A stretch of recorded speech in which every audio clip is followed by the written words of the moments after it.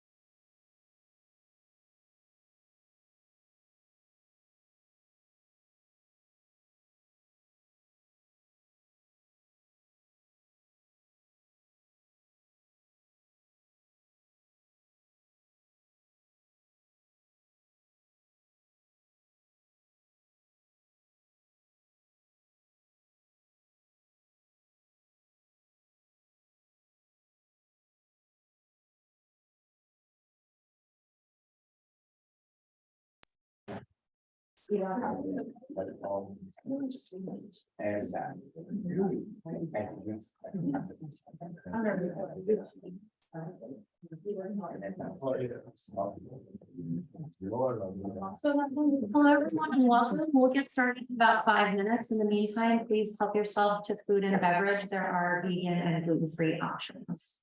Thank you for being here.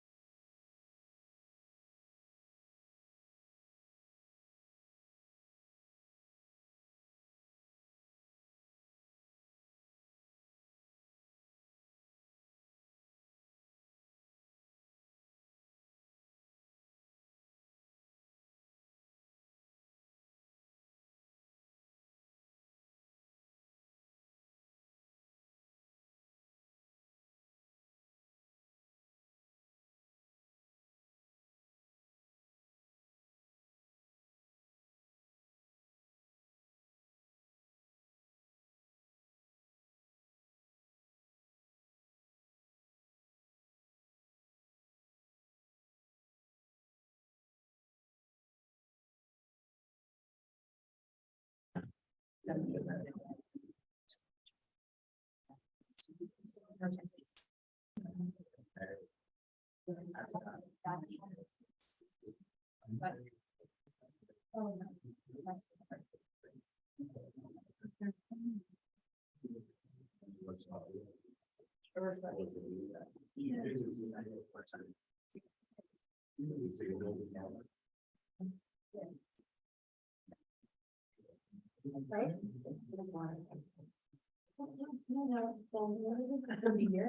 love that water bottle. Yeah. So true. This is the Using it.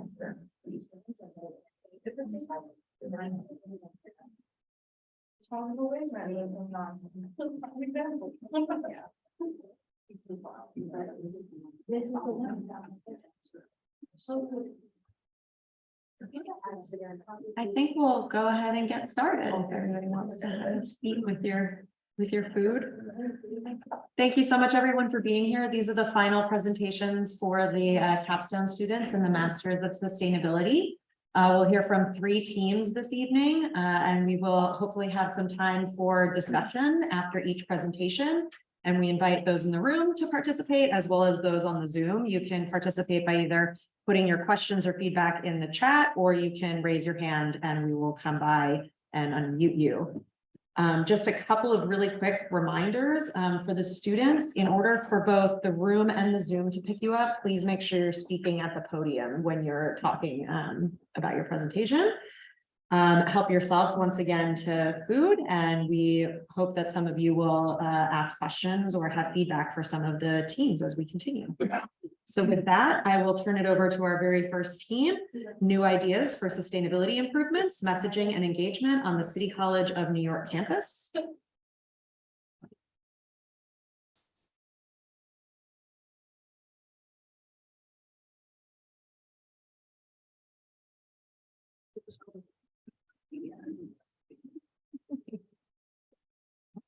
Whenever you're ready. Are we sharing the screen? Yes. Yes. On here too. All right, good evening, everyone. Welcome to our presentation, Decarbonizing CCNY. I'd like to introduce our team here. We have Alex Klein, Jeverlise Perez, Oscar Guatemala, myself, Yael Amron, and our advisor, Stephanie Rose. So the backdrop for this evening is on the screen here, a newspaper article from March 21st, 2023, the front page of the New York Times, which headlines, Earth is nearing a tipping point for a hot future, alarm in UN report. Most of you in the audience know well and are aware of these facts. Brad Palmer's summary of the report reads, Earth is likely to cross a critical threshold for global warming within the next decade, and nations will need, yes, need, to make an immediate and drastic shift away from fossil fuels to prevent the planet from overheating dangerously beyond that level. Thank you, Yael. So taking everything that she said into consideration, it came to mind about how higher educational institutions, or HEIs, can and should act as leaders in sustainable efforts. There have been broad discussions about the necessity and the potential for universities, or in other words, higher education institutions, to contribute to the betterment of their own communities, and more importantly, contribute to the reduction of carbon emissions all over the world. As you can see here on the chart to the right, well, actually in the very center, this chart focuses on the distribution of partial carbon emissions of a small sample of universities all over the world. It illustrates what makes up these emissions from electricity, heating, gas, transport, campus vehicles, and it can give a campus or institution an idea on what sector to focus on when attempting to decarbonize at their universities. So taking all this into consideration about HEIs, our group came up with these 3 objectives specific to City College. We wanted to research, envision, and develop plans for sustainability improvements to the City College campus by focusing on specific sustainability pillars. We wanted to help create coalitions and/or governance structures to engage multiple stakeholders on the City College campus. And also we want to educate the City College campus and catalyze change.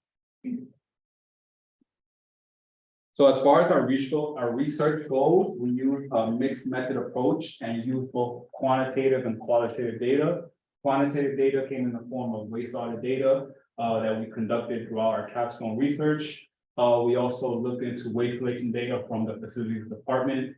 Some qualitative data was in the form of interviews where we interviewed over 20 individuals from the facilities department, professors, legislators, and CUNY staff and administration. We also took the time to conduct some surveys, host many meetings and many events, and also research and do a lot of research on case studies.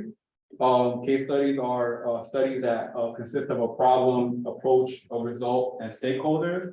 We did extensive research on CUNYs and non-CUNYs, such as Brooklyn College, Columbia University, all of which to investigate what they were doing at their own campuses to en route creating a sustainable future. All of this together kind of ties into a methodology known as participatory action research, which is basically a methodology that enables researchers to work in partnership with community in a manner that leads to action for change. So for those of you who are not familiar with what we've accomplished, here are some of our major milestones over our year of conducting this capstone research. One of our biggest milestones was actually our first meeting with the facilities department. We met with the facilities director, who at the time was David Robinson. And since then, we were able to establish bi-weekly meetings with the facilities department that enabled us to conduct and have a lot of these different events, such as the waste audit in February, the decarbonizing event that many in this room actually attended, the reformation of the Sixth Individual Council, and some upcoming events that we have. With these pillars, we learn more about the university's efforts to promote sustainability on campus. Unlike some CUNY schools, we discovered that CCNY has yet to collaborate on a sustainability plan with concrete goals and objectives. As a result, we set out to learn what a sustainability plan entails and how we might identify projects that could aid the school in sustainability and serve as the basis for the program. To help the school move closer to developing and implementing a sustainability plan on campus, based on the Columbia University's plan, we created a working template, as you can see on this slide, for a sustainability plan. We zeroed in on 3 specific pillars. Pillar 1, responsible materials management. Pillar 2, campus energy. And Pillar 3, campus culture change and campus as a living laboratory. We will describe how we conducted research within each of these categories. So we're going to start tonight by talking about the pillar number 1, responsible materials management. Within this pillar, the largest area of focus is on waste management. Just a lot of materials moving through the campus in that regard. But in addition to waste management practices, procurement is an essential component of responsible materials management.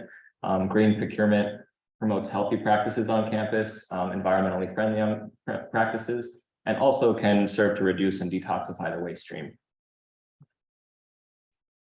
When it comes to waste, there's no such thing as a way. We can treat our waste as a resource and we can recover it or reuse it. We can also dispose of it. In that case, it's going to end up in the ground, in the air, or in the water. We did some deep diving into what happens to the waste at City College through this discussions with the facilities department, documents that they have put together regarding waste collection, and conversations with the Department of Sanitation, who collects City College's waste. We learned that the largest waste stream is refuse. So it's anything you're putting in a trash can here. And that is going to the Covanta Essex waste to energy plant. It gets collected in compactors. It's then trucked to a marine transfer station, put on barges, and then taken to this plant in Newark, New Jersey. Waste to energy is sometimes thought of as a more preferable option to landfill disposal. It's ranked that way in the EPA waste hierarchy. However, there's increased scrutiny over whether it represents a viable option for waste recovery or even disposal. Scientists and community activists have recorded emissions from these plants and found that often they violate air safety guidelines. The Covanta Essex waste to energy plant has racked up over 800 air permit violations since 2004. In 2014, it was the largest emitter of lead out of any municipal solid waste plant in the United States. And Newark children have a higher chance of elevated blood lead levels. Also, Newark residents have a higher chance of developing asthma and asthma-related complications than the average New Jersey resident. So this is a serious environmental justice concern.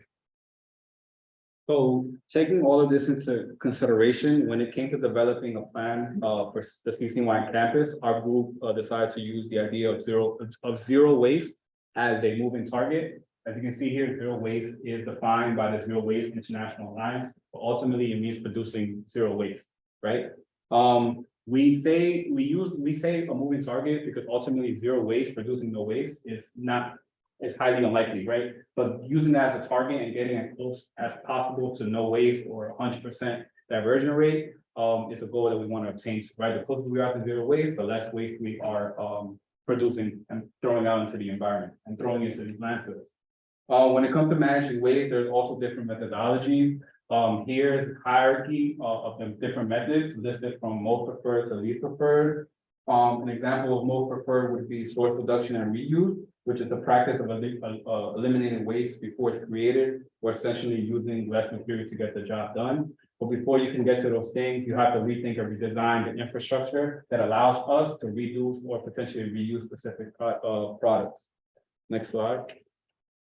So with the help of the facilities department, we were allowed to tour most of the campus to figure out exactly what the City College waste infrastructure looked like. We had the opportunity to tour the NAC building, the recycling centers in the NAC library and Shepherd Hall. Some things that we ran into, where the NAC building actually had a recycling center initiative already put in place at every elevated bank. Something that we ran into were recycling centers that were incomplete, whether it be lids on the wrong place or just missing trash cans, as you can see here. Another thing that is pretty noticeable here is that everything looks different, right? There's no similar standard for recycling or waste disposal throughout campus. Next slide. We also got a chance to look at some of the collection and storage for City College. As you can see here, this is a custodial card that we found by the loading dock that wasn't necessarily being used. This is how they, set out their cardboard and their bulk waste in the NAC loading dock. This is not just some examples of things that are getting thrown out here at City College. That's an example of the trash compactor, and the compactor is outside of the dumpster. One thing that we noticed the most out of all of this was that there was no set out location established for metal, glass, plastic, or cartons. Our recyclable materials were basically being compacted together with regular trash, which is something that really stood out to us the most. Next slide.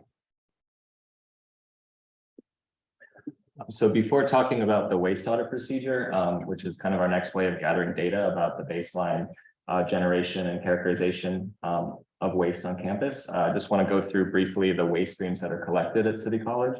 So first of all, we have our recyclable streams, which are mixed paper and cardboard, and metal, plastic, glass, and cartons, also known as MGPC. The third bin in a recycling station would be the refuse bin. So that includes both food scraps, organics, as well as trash such as soft plastic and mixed materials. City College will be eligible for curbside collection, compost collection, starting October 2024, along with every residential and institutional property in Manhattan. So that's something to kind of look ahead for. There's also a bulk waste stream, hazardous waste, e-waste, universal waste, and a bulk metal stream that are collected. So when we're doing a waste audit, we want to take a look at the volume and characterization of campus waste. So what that waste stream looks like, what's being put in the trash cans and taken out. We also can look at how well the recycling is happening. And to do that, we could look at things like capture rate, which is the weight of correctly recycled items over the weight of all those items in the total waste stream. So we would do that for each recyclable stream, for example, MGPC and mixed paper. We can also look at the contamination rate, which is the weight of incorrectly sorted items that have been placed in a bin over the weight of all items placed in that bin. And then diversion rate and potential diversion rate, take a look at how much material as a whole is being diverted from the landfill or waste to energy, and how much potentially could be diverted if all recycling went well. Diversion rate does come with a caveat. Even if we can find how much is collected for recycling, that doesn't necessarily mean that it is being diverted. Of course, the custodial staff needs to place it in the correct location. It needs to be taken to be recycled. So even if we find a diversion rate, we have to make sure that it's actually being set out correctly. So for our first waste audit, we had help from students in this SCIE 126 class, Principles of Environmental Science. We could not have done this without them. We found a diversion rate of 66% and a potential diversion rate of 76%, with a fairly high capture rate and a fairly low contamination rate across both recycling streams. Part of this high diversion rate and potential could have been the large volume of paper that was found. It might have been someone cleaning out their office, but that really, there was 40 kilograms of paper, which kind of overshadowed the other waste streams. So after the baseline audit, which was figuring out how recycling was happening with the bins as they were, we launched some recycling interventions. We removed loan bins from the 6th floor, 7th floor, and rotunda. We set up additional recycling centers, and we installed decals and signage on these bins to make the system more intuitive. For our second waste audit, we did not get results that we were expecting. Diversion rate was 11% with a potential diversion rate of 41%. Capture rate decreased significantly in the MGPC stream and also decreased in the paper stream. There was no mixed paper found on the 6th floor. So we just, and the amount of mixed paper on the 7th floor was also much less. So there's several explanations that might account for this discrepancy. We did this waste audit just a week after installing the improved stations, so it might take users a little bit of time to get used to the new system. Also, again, the volume and characterization of waste is variable. So this large amount of paper in the first audit kind of skewed the results. Finally, we have a feeling that the custodial staff might have not given us an entirely representative sample of waste on this first audit. In the second audit, we got a more representative sample. Follow-up visual inspections, we found that the capture rate seemed to be improving and the contamination rates seem to be decreasing. So it seems like these improved recycling centers are in fact working out pretty well. And when we look at the total waste characterization, taking out that outlier from the first waste audit, we found that there's a potential for diversion of roughly 47% if we just account MGPC and mixed paper stream. And I want to highlight the 28% of MGPC from the NAC building. That might be close to the rest of the campus's rate, but not necessarily reflect the entire campus generation. In a waste audit, it's also important to look at qualitative data. This gives us an insight into the contaminants that are found in the stream and ways to improve contamination and capture. So we found a lot of liquid contamination in all three waste streams. We also found a lot of coffee cups that are being wish cycled. These are not recyclable. They're made of waxed paper. And we also found a lot of paper towels and napkins in the mixed paper stream. Even though these do seem like mixed paper, the fibers are much softer, and so they can't be recycled in that stream. They could, however, be recycled in an organics collection stream. Finally, even though our waste audit did not look into the cafeteria waste, we did an audit of the single-use plastic items in Benny's Cafe. We found a lot of single-use plastic being used. And some of this single plastic, actually a large amount, was number 6 polystyrene, which is not recyclable. And it has also been listed as a potential carcinogen in the state of California. Number 5 plastic is technically recyclable, but since these items would often be covered in food, it's not something that's easy to recycle. So we suggest that these items are replaced by compostable alternatives so that when the campus receives organics collection, much of this waste can be diverted along with the food waste. So to sum up, there are serious needs for further waste diversion on campus. Of the waste sent to Covanta Essex Waste to Energy, approximately 210 tons per year. If we use that figure of 28%, which again, maybe not quite accurate for the entire campus, we get 63 tons of MGPC waste that are being sent to incineration. When plastics are burned, they can release dioxins, which are carcinogens. They can also release styrene if these are polystyrene plastic, also carcinogen. So the biggest priority is that this waste stream is diverted from incineration in the environmental justice community of Ironbound. I want to quickly bring us back to just where we started, which was that our hope was to put together a template sustainability plan for the school. And we focused on 3 different pillars. And right now I'm going to focus on our second pillar that we focused on, which is campus energy. So a primary pillar in most sustainability plans is energy, because energy consumption is a major contributor to greenhouse gas emissions. To tackle the school's greenhouse gas emissions, our team wanted to consider what it would take to decarbonize the campus. We knew reducing consumption will save energy, and we wanted to find out how the campus maybe could even install its own renewable energy sources, which would help achieve this goal and clean the air in Harlem. Furthermore, we wanted to recognize the city's passing in 2019 of New York City's Climate Mobilization Act, Local Law 97. Under this law, applicable buildings over 25,000 square feet must not exceed certain carbon emissions limits starting as soon as 2024. Many buildings will need to implement energy efficiency projects to reduce consumption. Unfortunately, in writing the law, the city opted out of requiring city-owned buildings to comply. This loophole should not give CUNY a reason to opt out of pursuing aggressive decarbonization. So we decided to include campus energy as part of our working template for a sustainability plan, as I mentioned. While working with the campus's facility staff to understand the types of energy used by CCNY, who its energy provider is, and the types of heating and cooling systems on campus, we found that in 2010, an engineering firm called O'Brien and Gear Engineers performed a campus energy assessment of City College. While outdated, it's the best primary source about the campus's energy consumption that we've been able to obtain. The report highlights energy consumption reduction opportunities for the school. In their report, O'Brien and Gear drafted a timeline for specific energy upgrades based on the estimated cost for each and the payback. The chart you see on the screen here provides a breakdown of viable campus projects with an actionable timeline.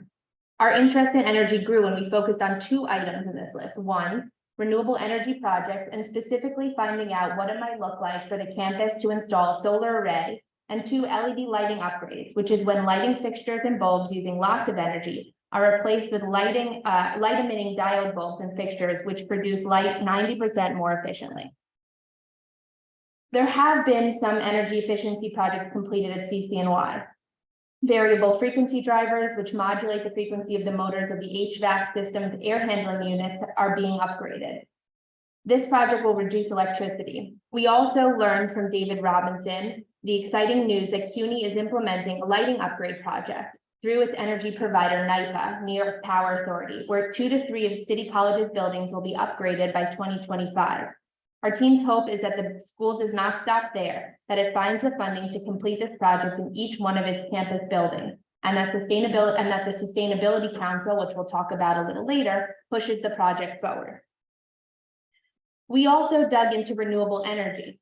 Our team worked with Solar One, a New York City non-for-profit, who drafted a plan to install solar panels on City College's campus. Solar One pursued options for solar under 2 scenarios: as a canopy over the NAC parking lot, paired with charging stations, and 2, as panels on the roof of the NAC building. These 2 pathways could work in conjunction with one another to provide the most robust kilowatt-hour option for solar to the school. This solar array could provide 240 kilowatts of energy, and depending on the ownership and financing structure, could save the school up to $800,000 in lifetime energy savings. We also found out from David Robinson that City College's own professor, Amin Mohammed, Associate Professor of Electrical Engineering, had a funded solar project in the works. Amin's project, currently called the CCNY Hybrid Direct Energy Resources Project, would be part of a larger vision for the school, in which a research and education center would be constructed in the Steinman building, paired with charging stations and an energy storage system, as well as solar canopy over the NAC parking lot. We presented Solar One spec to David Robinson, but it became evident that funding and budget were a huge obstacle for the enactment of additional renewable energy projects on campus. Although the exact budget numbers are unknown to our team, City College does not have the significant discretionary budget for the implementation of projects that have not been slated in a larger school budget. We decided to pursue alternative funding. We began outreach to legislators whose districts include City College. On November 29, 2022, we spoke for the first time with Chris Labarge, Legislative Director for Senator Cordell Clear. He was impressed with Solar One's spec sheet and told us his office had unused discretionary funding that potentially could be used for this capital project. Chris Labarge advised that next steps to move the project forward would include cobbling together a coalition of legislators. He also thought it would be important to do one of the following or a mix of such. 1, get every elected official that represents a campus geographically on board. 2, make a broader push to higher education committee member legislators. And 3, make a broader push to solar, green, and environmental groups. With this advice in mind, we sent emails to each of the legislators with whom we'd already spoken. You can see the list on the board, on the screen, requesting a group meeting. However, multiple legislators responded by asking who from the administration was supporting the project and would be taking on the role to help us with what would be applications for the funding. We did not have that person on board. We realized the importance of getting the administration to understand our costs. So we took our next step, the planning of a forum for Thursday, March 23rd, 2023, which we called Decarbonizing City College. Our format would highlighted the school's current sustainability status through a strong lineup of speakers who would discuss responsible waste management, parking lot solar, rooftop solar, sustainability planning and metrics at a university, and sustainability legislation and the relation of these topics to City College. The event's aim was to garner student interest about campus sustainability, highlight this interest to the administration, and give credence to and gain acceptance by the administration for our solar spec. The event on March 23rd, 2023 had a strong turnout of around 80 attendees. President Vincent Boudreau attended the event and opened up the floor.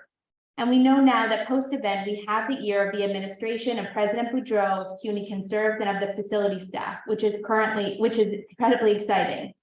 Now I'll hand it off to Geraldine.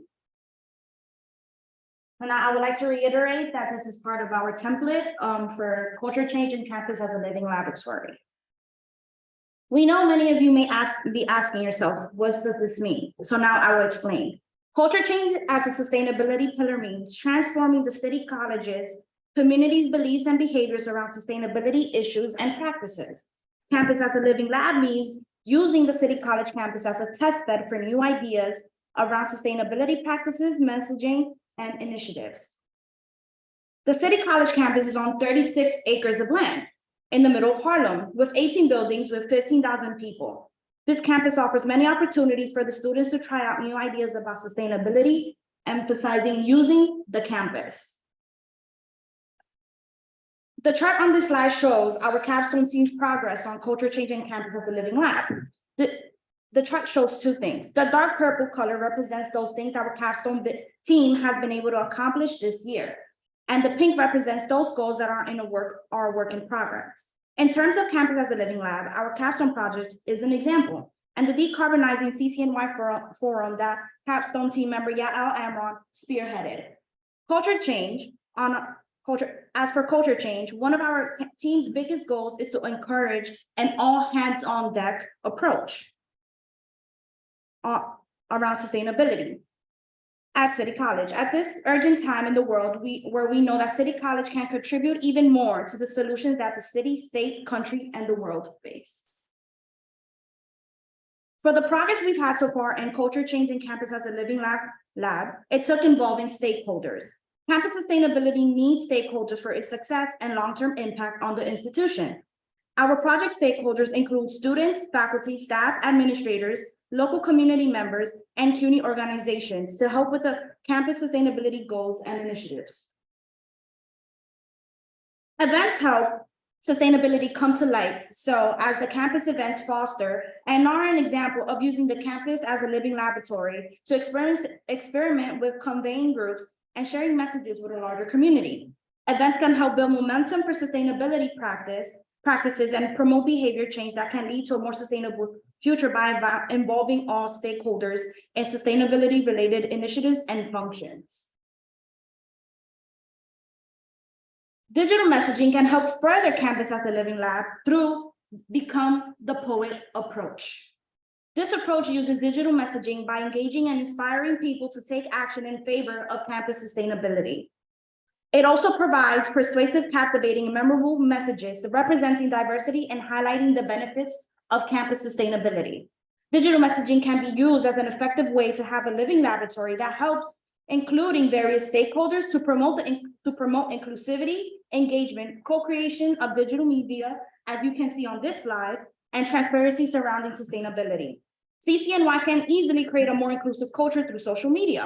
An example would be making an Instagram account like the one on this slide called Decarbonizing CCNY that can attract like-minded stakeholders and promote sustainable initiatives on campus. Projects around sustainability are another example of using the campus as a living lab at City College because it will use an all hands on deck approach. Sustainability projects will involve this approach through students, faculty, and staff from different disciplines and departments in sustainability and recognize that sustainability is a complex and multifaceted issue and that solutions require a collaborative effort. It also integrates sustainability into the class curriculum. Students are educated and empowered through curricular projects by promoting sustainability and influencing institutional change by using their voice and agency to tackle sustainability initiatives. A perfect example would be the Sustainability Public Service Announcement, where students educate everyone in City College. For example, Brandon Valdivieso, sorry if I butchered his name, did a slideshow deck on Campus Road to Zero Waste competition that City College decided to join to advance campus recycling and waste reduction. And it also announces that we conducted the waste audit for campus and the competition itself. Oh, sorry, give me a second. Okay, here we go. Okay. As a capstone group, we realized that City College currently offers academic programs, coursework, majors, minors, and graduate work related to sustainability at this moment. However, we suggest organizing a central hub for easier access to these resources on the CCNY website. CCNY must know that some programs and associations such as ASHE, the ASDC, the Center for Green Schools, and the C Center support campus sustainability. Programs involved in higher education institution sustainability are beneficial because they assist in the best practice and tools for the campus. These resources can help individuals and organizations develop and implement effective sustainability initiatives and practices. As of May 9th, 2023, with pushing the college to sign up for ASHE, I can say that CCNY has renewed its membership in the Association for the Advancement of Sustainability and Higher Education, which can help advance sustainability initiatives on campus, improve its reputation surrounding sustainability, and help with advocacy work to promote sustainability. Having a sustainability council at City College means that the institution is trying to advance sustainability efforts on campus, which is common in any higher education institution. Due to our advocacy work surrounding culture change in campus as an living lab, the facilities management department scheduled the first sustainability council after not having one for some time. On April 24, 2023, our campus council was finally reinstated. And at this first meeting, representatives from the president's office, the facility management office, custodial staff, the associate dean of science, and representatives from Sustainable CUNY. In this meeting, we discussed essential items the institution should focus on, the sustainability master plan, single-use plastic, and the renewal of ASHE.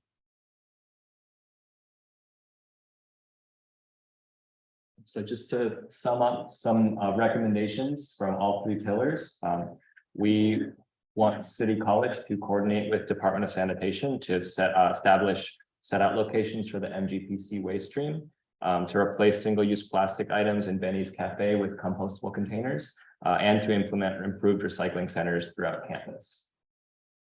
It will also be important for the school, with the help of interested and dedicated students, to find and secure funding for larger capital projects like the NAC Roof parking lot project. Furthermore, it will be important to understand that each project has the capacity to provide significant energy savings. With what we hope to be the eventual publishing of the sustainability plan that we've discussed today, students, staff, and the likes will be provided with transparency around energy on campus. And also, if Professor Ahmed Mohammed's project is implemented and perhaps is added to with a rooftop solar array, the Harlem community will achieve cleaner air and a more resilient grid. And as for culture change in campus as a living laboratory, City College should take on the establishment of the complete sustainability plan with pillars, continue sustainability council meetings and expand membership opportunities, and establish a central hub for information about sustainability initiatives and ways to get involved. In order for City College to cultivate a forward-thinking environment that ensures that institution will remain adaptable, relevant, and impactful in a rapidly changing world. And thank you.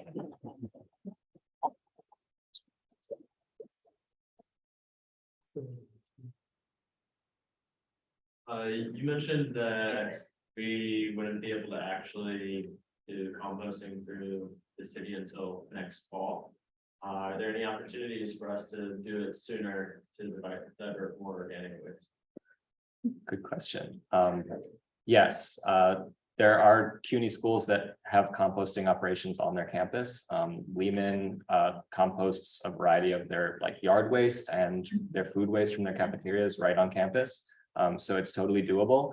It just takes a lot of coordination and a lot of people power. So that is definitely a doable project. I believe that CCNY Green, a student organization, did have some composting on the roof of this building at some point. I'm not sure if they're still doing that. I think it was pretty small scale. But a good way to start might be with the yard waste that the campus generates, and then seeing maybe if it's possible to start, doing pre-service waste from the cafeteria, and then eventually, post-service food waste. So yeah, we're some of us are moving on, but we hope that other students can really push that.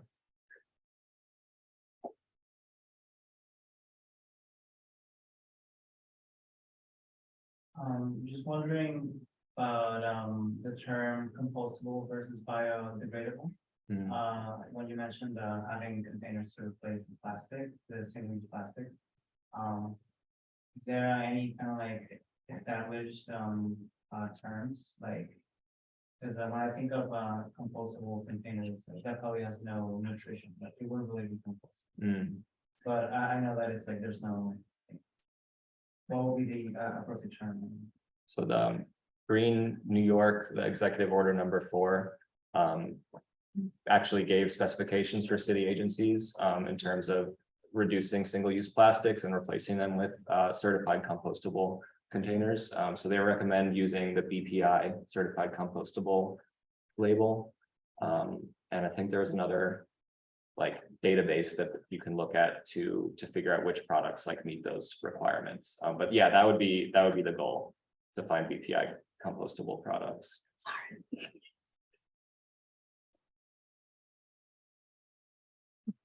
Any more questions? I actually have a question, also regarding waste management.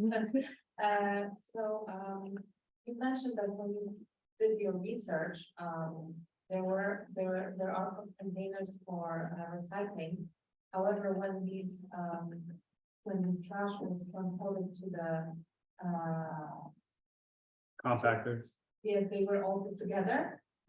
pretty much. Because There there's, was recycling and then Yes. I think next way they were just mixed. yes, you saw it firsthand, but there aren't necessarily any actual compactors for the MGPC. So even though it's getting recycled, it's not necessarily being sorted in that way after. And what do you know what happens after? Like they sort it in the facilities? I can go back to a few slides. Yeah. No, it's all going to a waste to energy plant, so it's just being Right. combusted. City College does have the infrastructure they need. They have just a couple more back. It was the beginning. Yeah, they have these carts that can be used to separate while they're collecting, so that you can put, bags from the mixed paper in one, bags from the MGPC in another, bags from the trash in the third. Also, you don't necessarily need a cart like that. You can just have separate collection schedules for each waste stream. We actually suggested, since looking at the waste characterization, there wasn't a whole lot of mixed paper, maybe just having custodial staff collect mixed paper once a week, or twice a week. Same thing with the MGPC, like collecting the commingled, the bottles, the cans, the containers, like 3 times a week. And that way they'll save like their labor time. They'll also conserve the plastic liners. So it's totally doable. It's just a matter of like retraining the custodial staff and resetting those expectations. Okay. And in terms of setting out the MGPC, like the bottles and cans, usually it does not go into a compactor at all. It's supposed to just go out to the sidewalk in bags. And that's how Department of Sanitation collects it, even in a big institution like this. So that was like something that surprised us in this research, that it's just, you know, it just needs to go out to the sidewalk. Okay.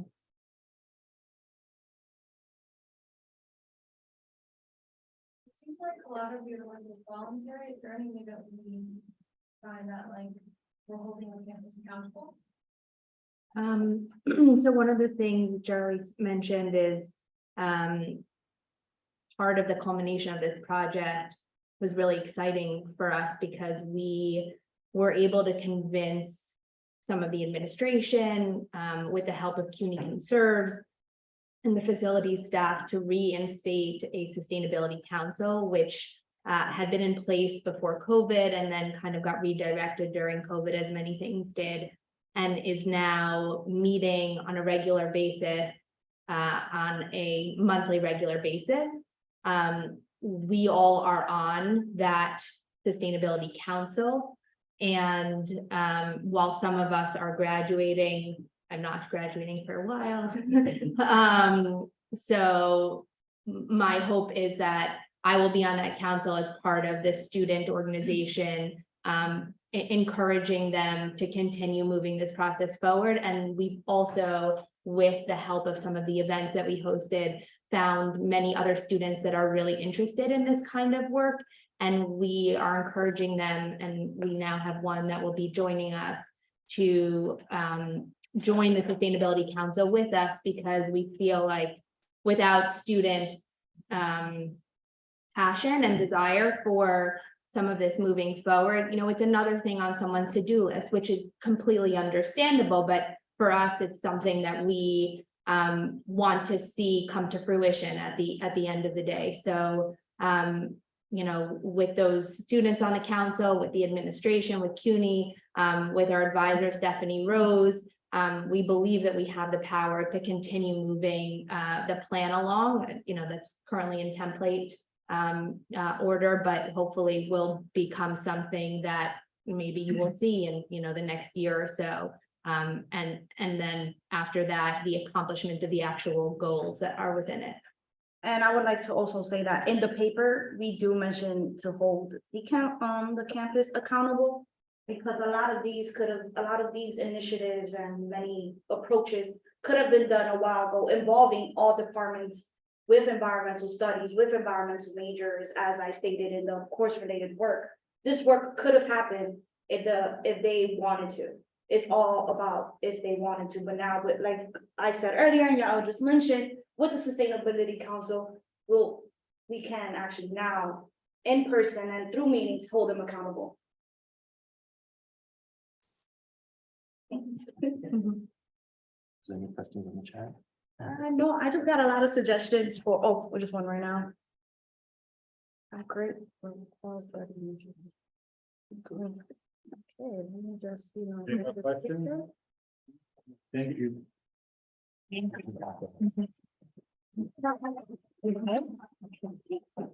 don't see anything else. Okay. There wasn't anybody's hand raised, was there? Yeah, but I got a lot of suggestions for meetings and stuff, so Okay, yeah, but yeah, that's it. is there? Oh, wait. Thank you. Okay, cool. Thank you so much, team. Thank you.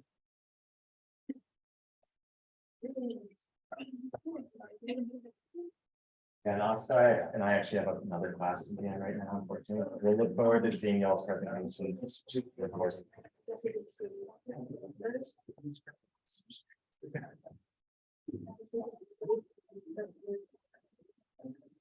Thank you, Oscar and Alex, for having a marathon evening.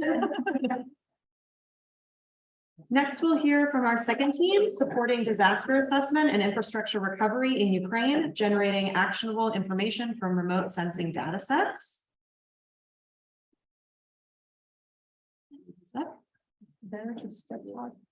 And we'll start with this presentation in just a few minutes. After a very quick break.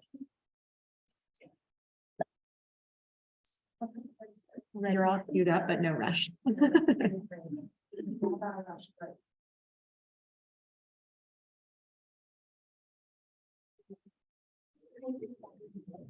Yeah,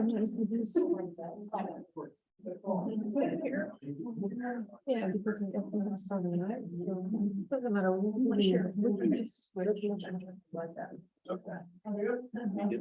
We are,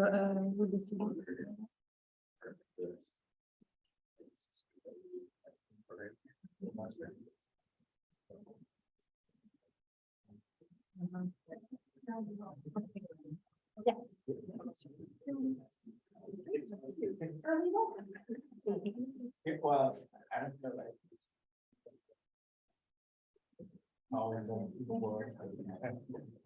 I was, well, I'm doing.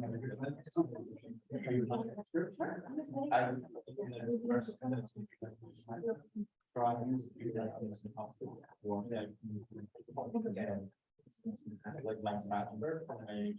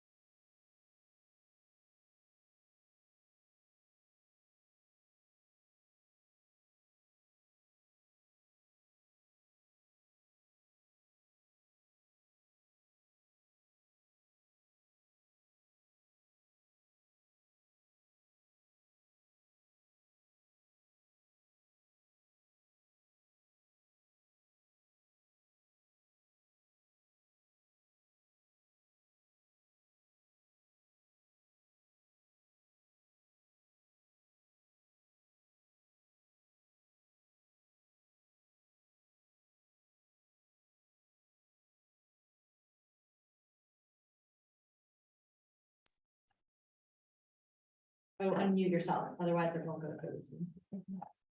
Welcome, everybody. I would like to introduce our team.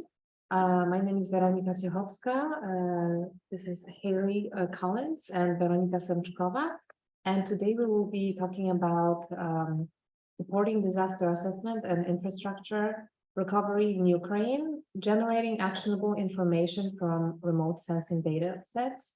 And also I would like to introduce our advisor, Dr. Kyle McDonald. And our other advisor is not present today with us, Dr. Erica Pottis from NASA.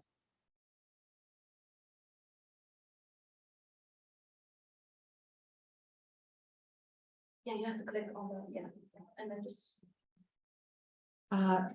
So let's talk about our presentation outline. First, we'll talk about motivation and objectives of our project. Then we'll move to the methodology. We'll talk about what synthetic aperture radar is, and also about ARIA system. We'll focus our assessment on Liman city in Ukraine in the ArcGIS Pro program. And we'll talk about the assessment of damage proxy maps effectiveness. Then we'll move to the assessment in Google Earth Engine, and then we'll draw our conclusions. So as everybody of you is aware, on February 24th last year, Russia invaded Ukraine. And on the left side, we have the map of presenting of where the attack took place in few locations. And on the right side is the more recent map showing occupied areas by Russia. The objective of our capstone here is to develop and provide remote sensing-based assessments to inform about the extent and location of the damage that happened in Ukraine. And the United Nations Development Program is in need of the actionable geospatial information to assess this damage and to produce plan for recovery efforts. So when we think about impacts of the war, of course, there are many negative impacts, but environmental impacts are on many levels. And in our project, we are focusing on the debris removal, treatment, and disposal. But we have to remember that during war, the whole environment is affected. Water, soil, air is polluted every day. There are new places that are getting polluted because of soil erosion. And there are short-term and long-term effects of this pollution. At the beginning, water gets polluted and leads to water shortages. Of course, soil is leading to soil contamination that sometimes needs remediation. Constant deforestation and wildfires are dangerous to biotopes. In the long term, we have to think about chronic illnesses and also about the remediation of contaminated sites. As we know, Ukraine is a big exporter of many different crops, and right now, a lot of these areas are just contaminated and need long-term solutions. And one thing that is sometimes not mentioned, but it's very important, and that's the first thing that happens is that during war, what happens is the collapse of environmental governance. So the environmental protection is not the first thing that is being worked on. So it's a sort of a circle that we're in. As for social impacts, the war has created a humanitarian crisis. As of April 2023, 17.5 million border crossings were detected, with more than 5 million people registering for protection, temporary protection across Europe. And also the same time, the effects of the war were uneven in different regions of Ukraine. So more than 5 million people are estimated to be internally displaced. Then there are people who were unable to leave their place of origin due to lack of resources, or because they were trapped in the areas of ongoing fighting without access to essential services and supplies. According to the survey by the United Nations Refugee Agency, more than half of refugees actually would like to return to Ukraine at some point. Of the people who wanted to return to Ukraine within the first 3 months since the survey took place, most of them had some special circumstances in Ukraine, like relatives in need, and their houses were undamaged. However, others who were still deciding, they reported that having the access to the housing in the place of origin would be a major determinant, like would have major influence on their decision. And this is also the reason why we are focusing on the damage assessment of buildings to adequately estimate the recovery needs and facilitate the people coming back to Ukraine. Okay, so there's also huge economic impacts that are occurring because of the war. Because the war is ongoing, it's difficult to calculate exactly what those impacts are. However, For the year from the war started up until February 23rd of this year, it's estimated that the infrastructure replacement cost alone would be over $143 billion. Although there's other impacts such as loss of productivity, which some estimates are ranging up to $1 trillion would be needed in aid. There would be complications in implementing any aid. First is that, of course, the war started during the COVID-19 pandemic, and they were already in a stimulus package to try to counteract the restrictions from COVID. And there's also a need for de-oligarchization of their economy and government. However, Germany has announced, the German chancellor announced in January that there are international experts meeting in Berlin to try to put together a version of the Marshall Plan. The Marshall Plan was a plan that the US created after World War II to send aid to Germany. And because this war has also caused a lot of countries to put sanctions on Russia and to stop buying Russian oil and gas, there's also talk that any kind of recovery plan could help bring Europe into climate neutrality.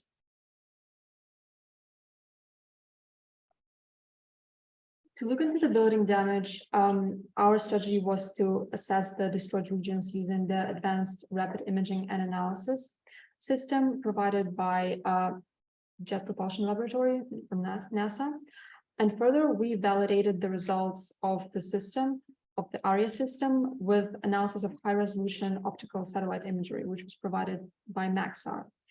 Finally, even though our initial goal was to create a recovery strategy, we found that the damage detection techniques could be optimized, and after that, the recovery strategies could be created.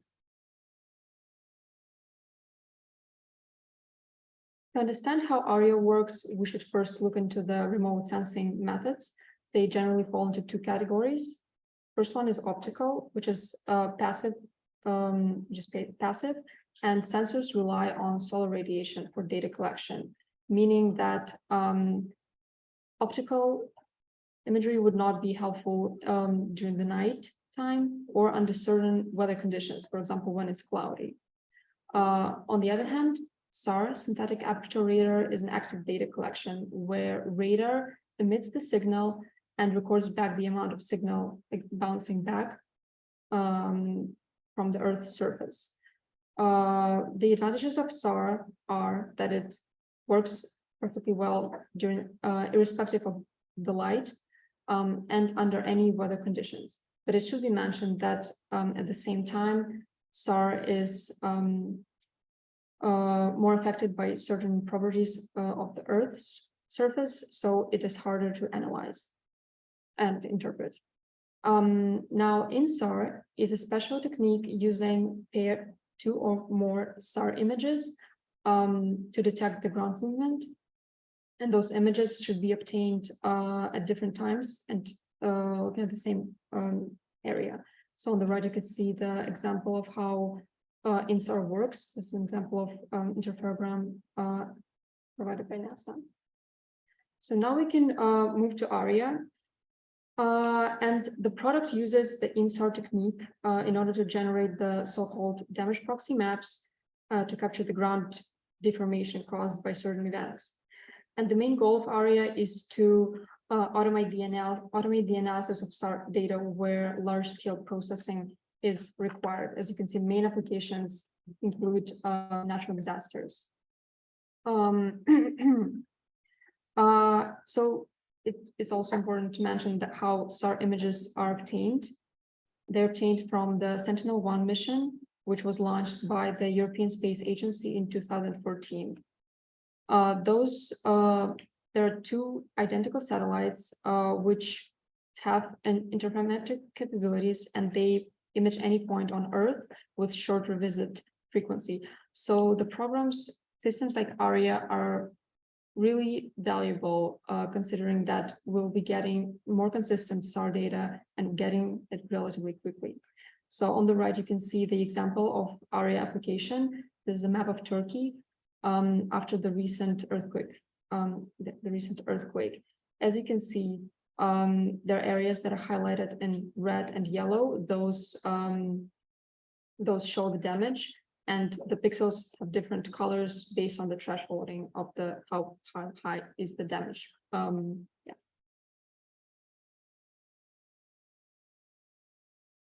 Okay, so once the SAR data is collected, in order to create the damage proxy maps, what happens is that there are a series of images taken before the event of interest, and then there are a series of images taken afterwards, and each one of those post-event images is then compared to all of the pre-event images to analyze the coherence of the ground. And then a vegetation index was applied to the damage proxy maps that we specifically were looking at in order to filter out potential changes that were just being caused by weather. So an example of the damage proxy map can be seen here on the right of the slide, and this is the city of Lehman, which we will be analyzing. So in order to understand the quality assessment of the DPM, first, we took two images, one before the war and one after the war, captured with Maxar, which is very high resolution imagery. It has a resolution up to 3 meters. So in the ArcGIS Pro software, we visually compared the before image to the after image, and we manually highlighted all the damage that we saw. We then compared this map that we created to the damage proxy map, as well as the humanitarian OpenStreetMap building footprint layer. So this is a map that has all of the buildings in the city, with additional information provided through crowdsourcing to determine what type of building it represents. We then created a grid that covered all of the city, and within each pixel of the grid, which was 30 by 30 meters, we put in information indicating whether or not that pixel contained damage that we visually saw, whether the DPM detected damage there, as well as whether or not there was a building. We were able to then analyze this data set using Excel, R in RStudio, and Python, and then put together our quality assessment report. So now we're going to walk you through a more detailed view of the city of Lyman. So last semester during our mid-year, when we were formulating how we're going to go about assessing the DPM, we used the city of Rubizhny, which is currently under Russian occupation. However, since then, Lyman was liberated by Ukraine, so we were able to get more news reporting and more information about this city. Before the war, it had a population of about 20,000 people. This outlined area makes up about 16 square kilometers, and it's very important because of its location right on a major railroad, which you can see here towards the bottom, that line going through the city. Additionally, some of its major industries include agriculture, which you can see up in the north of the map. So this just the close-up view of what the ArcGIS software looks like. And we wanted to see what types of buildings were being affected by the war. So as you can see, this data set is incomplete. There are a lot of buildings labeled simply yes or not available. But other than that, housing and residential buildings were being most affected. This is also because most of the buildings in the city are housing and residential buildings. So overall, the DPM's damage proxy maps estimated that about 27% of the buildings had damage to them. Our initial approach to assessing the effectiveness of the DPM was to look at the pixel locations, specifically how what percentage of pixels that do not intersect with building rooftops, because building rooftops is what we were interested in. And we did a similar analysis for Rubizhny, and there the theory was that as the probability of damage goes lower, the percentage of pixels not falling on buildings will be higher.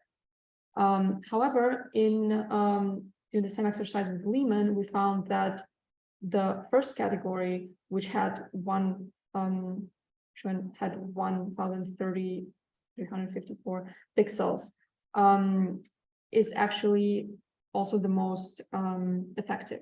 However, has the most pixels in it. So for Lehman, our theory is that the buildings in the city are extremely small, single family houses, yet the pixels are 30 by 30 meters. So it is very common that as you can see in examples, that pixels barely intersect with the rooftops. So, but they fall mainly on the vegetated areas or roads, for example. But in general, there are potential causes for the pixels not falling on the buildings, which we highlighted as changing the weather conditions. So due to the nature of the event, we were looking at the data from winter to summer. So obviously with the change of seasons, there was a lot of change in the surface, which could have been picked up by the DPM as damage. Secondly, pixels could be a little bit displaced. And thirdly, as Haley mentioned, the data set that we had is incomplete because it's an OpenStreetMap data set, which is open source and maintained by the community. So that is also the nature of the data.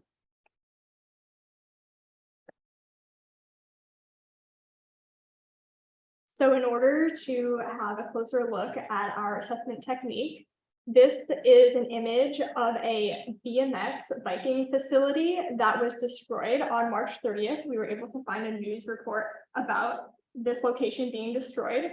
So on the left, you have what the area looked like on March 25th. And on the right, you have what the area looked like after fighting on June 20th.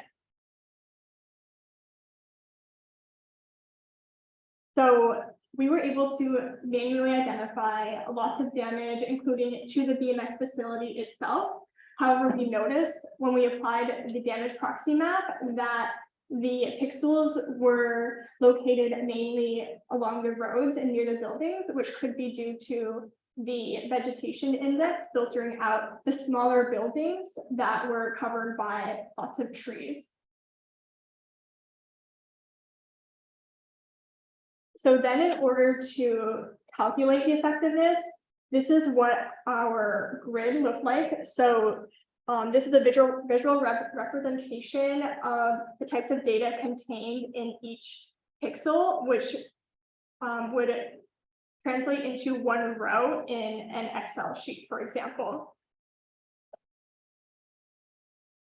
So once we were able to analyze the data, this is a confusion matrix, which points out the true negatives, the false negatives, the false positives and true positives. So the true negatives is on the upper left corner here, and the true positives is the bottom right corner.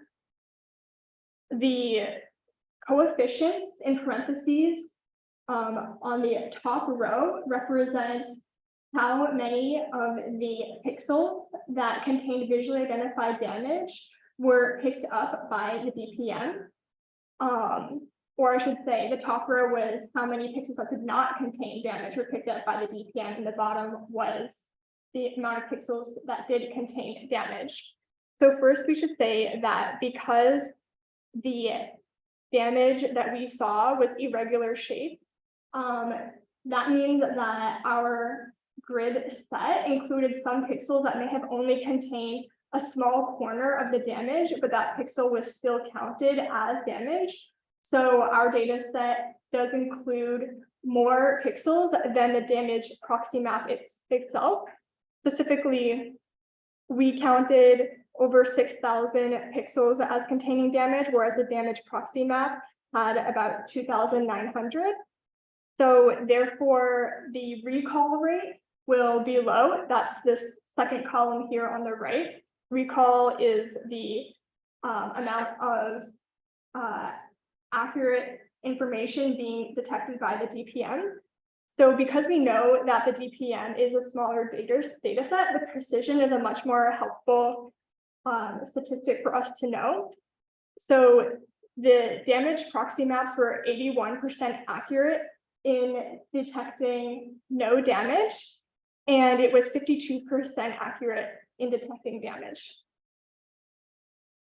This next slide then breaks down the damage proxy maps by categories. So there are 4 categories of damage: very high probability, high, medium high, and then medium. And as you can see, level 1, very high probability of damage, was the most accurate at 61%. So if we were to use the data set as is, we would recommend that any recovery efforts would be focused on the land falling in level 1. So we also want to investigate why some of the other damage levels were not as accurate. And we noticed that level 2, which was the least accurate, also had the most amount of pixels falling far away from damage. And there was a correlation with levels 3 and 4.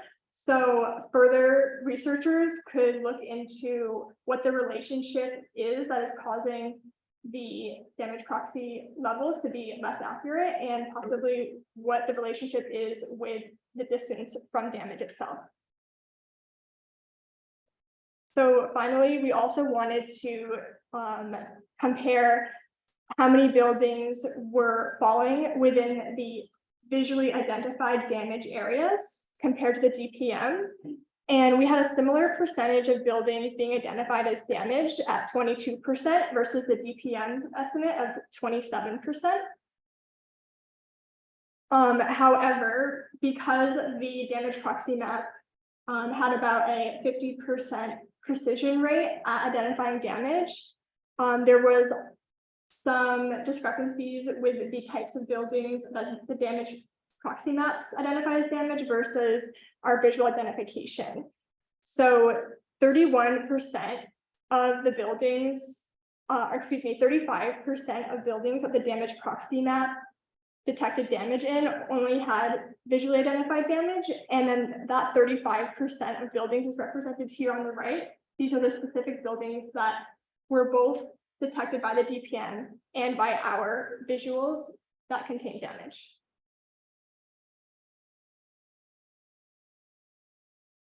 Looking at the bigger picture, here on this slide, you can see our manual graphics layer on the left and the area damage proxy map on the right.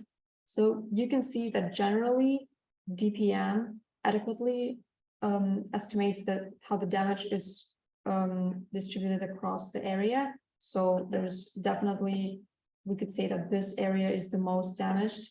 And on our manual graphics layer, the situation is the same. But when we're looking at the individual building level, the situation is a little bit different.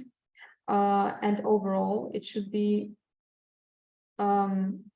there are some limitations to optical imagery, which we used to create the graphics layer, and we should be informed about that. So it worked best when the extent of damage was significant. So the whole building was damaged, destroyed, or when there was only partial damage, but the roof of the building was in lighter color, so it was easy for us to see where the structure, the roof has changed. But overall, here are some of the disadvantages of relying on optical imagery for this sort of analysis. So first of all, roofs do not always estimate, are not a great, not the best way to estimate the damage if the building was actually damaged, because we rely on the roof, and even if the roof seems undamaged, there still could be some structural damage, but which we cannot see. But still, near the buildings, there's a lot of debris, so we could think that the buildings are in fact damaged. And here you can see that on the example number 1, the damage proxy map actually picked up a lot of damage here, while in our manual graphics layer, only those roofs in green were destroyed. Secondly, obvious limitation of our graphics layer is that we were not able to show the severity of damage. So the building was completely destroyed or there was a small damage, we would still mark it the same way. And on example 2, you can see that, for example, here we did not, with our eyes, we did not see any damage, yet the DPM still picked it up. Then there's some other limitations of optical imagery, which is glint, which is an optical phenomenon occurring when the angle of sunlight reflected from the surface and the angle of the satellite are the same. So here it was not possible for us to estimate whether there was damage or not, but the DPM also did not estimate that. And finally, there's the off-nadir angle, which represents the satellite's position to Earth objects. So if we have 0 off-nadir angle, then the image provides top-down view where we can only see the roofs. And the wider the off-nadir angle is, the more stretched it is the imagery. So here on example 4, you can probably not see, but on the top picture, we have more of a top-down view, while on the down picture here, we can see the size of the building as well. And when manually marking the damage here, it could be marginally displaced.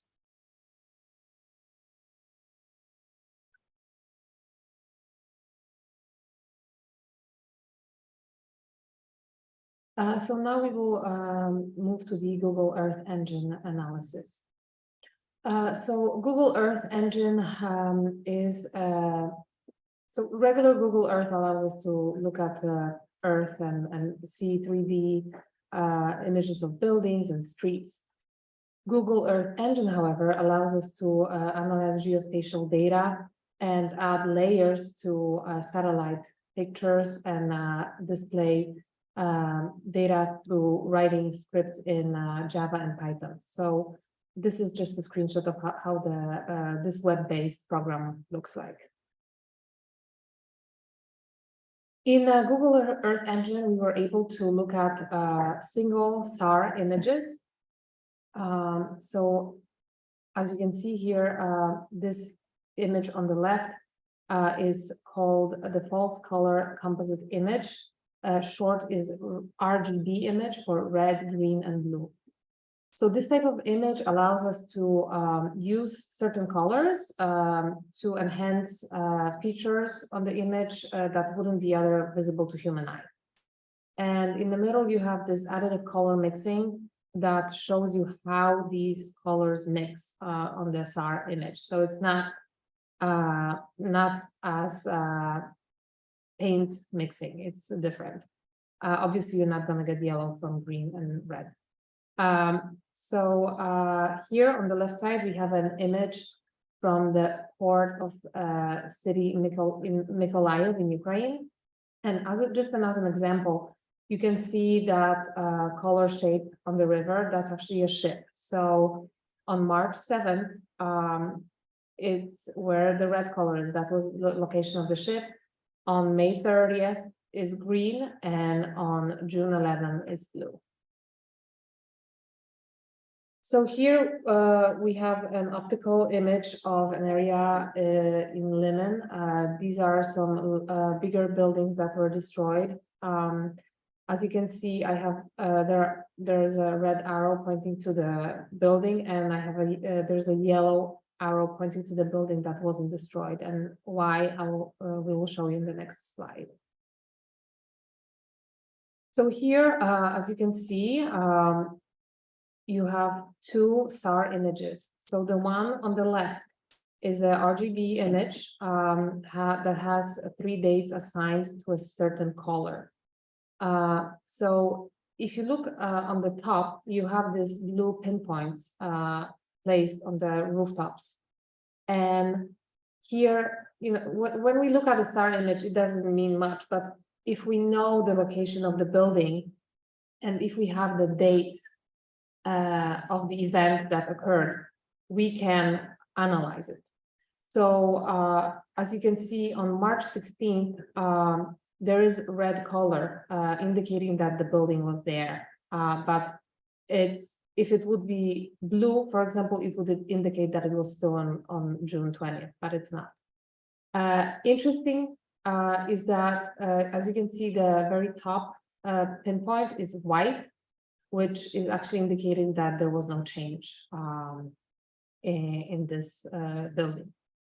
On the right side, we assigned the red and green to March 16th. So if you look at the additive color mixing, red and green give you yellow, which means on March 16th, the buildings were still there because they're yellow.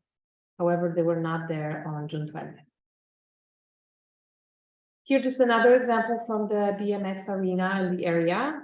Again, there are a lot of pinpoints, and again, it's not very intuitive. It's very good to have an exact latitude and longitude and the location of the pinpoint to analyze this. However, we can see again a lot of yellow color indicating that there has been change. There has been change in those locations, that there was a change in the structure because of the military action that took place there. And here we go, we will be ending with our conclusions. So we will talk about the damage proxy map effectiveness. We concluded that the level 1 was the most accurate damage probability level. We need to focus on the optimizing the DPM. So what's important is that once we know the fighting is concluded, then it's good to use post-event SAR images to compare. And then as far as Google Earth Engine, if the event dates are known and the exact location of the damage, the RGB comparison is effective of confirming damage. And actions that should be taken with this assessment, we have to focus on debris removal plans for the DPM level 1. And the residential and housing are the top priority for City of Limon.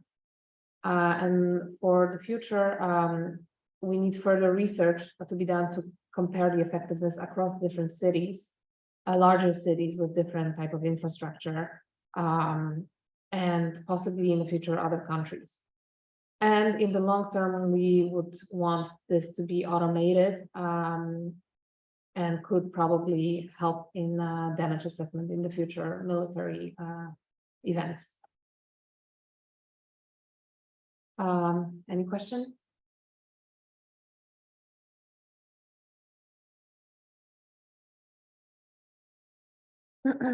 Yes, yeah. I'm curious if this work, you guys have really put in an unbelievable amount of work into figuring out how these maps are analyzed. Like, how do you, or is there someone who will be going off your instructions, for instance, that can then take these maps and use them to help bring the money to these cities where infrastructure needs to be rebuilt? Or is there like a next step with this incredible research you've done? So the United Nations Development Program was actually the agency that provided the list of cities that they wanted to focus on. So through Professor McDonald, he could provide this report to them. And then also other researchers, including at other universities, are working on damage proxy maps. So they could use our techniques and our analysis in order to compare and see if they can improve on it as well.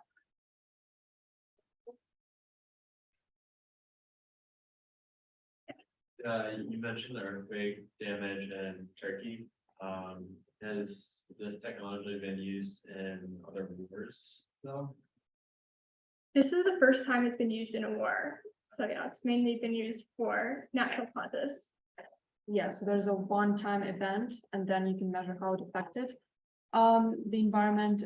But for the war, yes, as Harry says, it's the first time, and moreover, the DPM workflow was specifically modified for this analysis. So there were constantly DPMs created, and then they were made into one big DPM, combining all of them.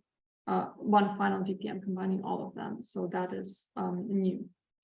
But the ARIA system is widely used for natural disasters. And it is used for assessing the building damage as well, because there were some explosions and yeah. Yeah, it's just for natural disasters, you have a one event and a big change, so it's easier to get the DPM. With war, it's an ongoing long-term event, so that's why it's more difficult, because there are constant changes, a lot of changes in a longer period of time as well. So that's another thing to consider.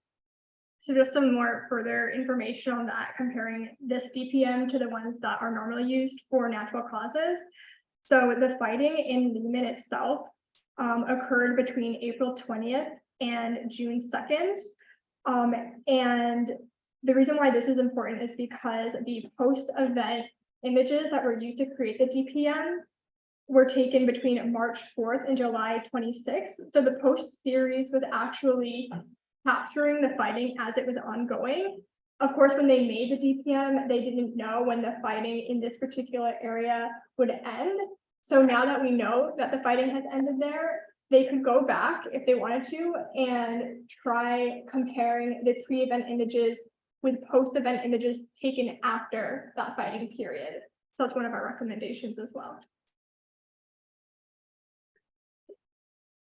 One other question, which was mentioned, that some of the data sets are being kept by the community or people who I guess maybe are still living in the city or were living there when the war was taking place.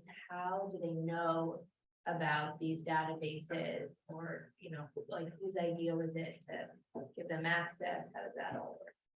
So by community, I think what we really mean is like anyone. This is from OpenStreetMaps, and it's crowdsourced, so literally anyone in the world can add information to this. Yeah, and this data set actually was also derived from QGIS, which is a free GIS platform. So the exact building footprints can be taken by any of us from QGIS. The only difference is that there were these labels added to indicate more information about what those buildings are.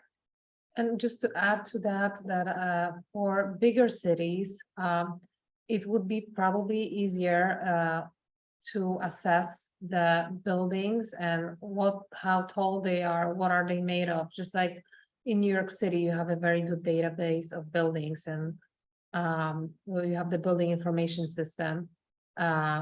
For smaller cities, it's a little bit more challenging because I'm sure there are sources to find this information, but once the damage is assessed and to see how much debris there is, you really need to know everything about the buildings that were affected. Yeah, just to add to that, so OpenStreetMap is definitely the go-to strategy for the building damage assessment, and it has been widely used in the research. But in most cases, researchers would focus on the block level or individual buildings, so they would manually go through the data set provided by OpenStreetMap, and they would add, like we did, a graphics layer. So they would add more rooftops to make sure that all the buildings are captured. But because we were focusing on the whole city, we did not do that. But overall, with those rooftops, there are similar data sets which are not available for free as of now. But there are a lot of them in development. For example, I think Microsoft is doing something using machine learning detection of the buildings to create the big worldwide data set. It's actually available. I just did not figure out how to access it. But yeah. So I'm not sure if the audio is going through. Apparently.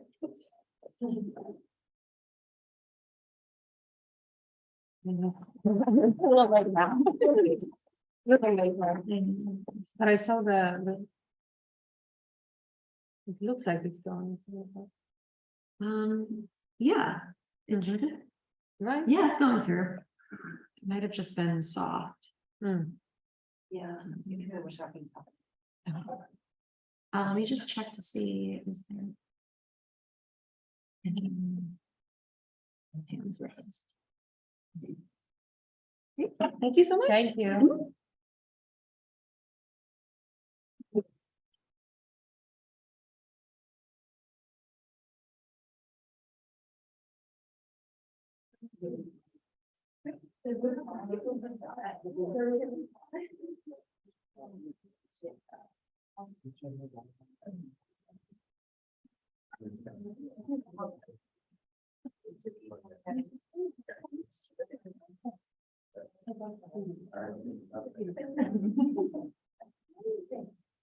Something.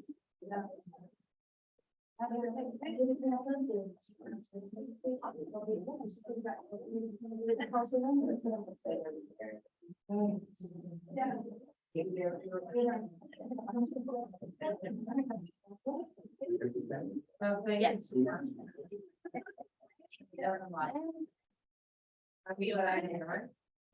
Oh, Oh, thank you. Okay, but wait, we can open it. Is it money?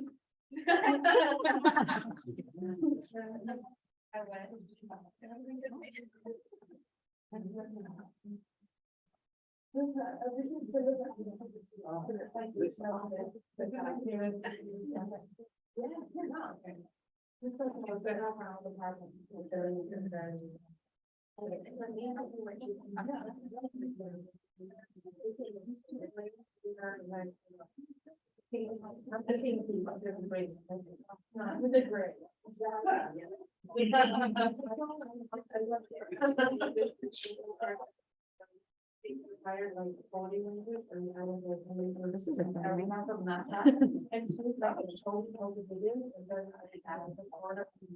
feel like there were some more groups that are there. Oh, because they would listen to you. Representing the person. We worked on it in this time, so everything Friday. Oh, yeah, and the final had 8 teams, which that was like the most. Yeah.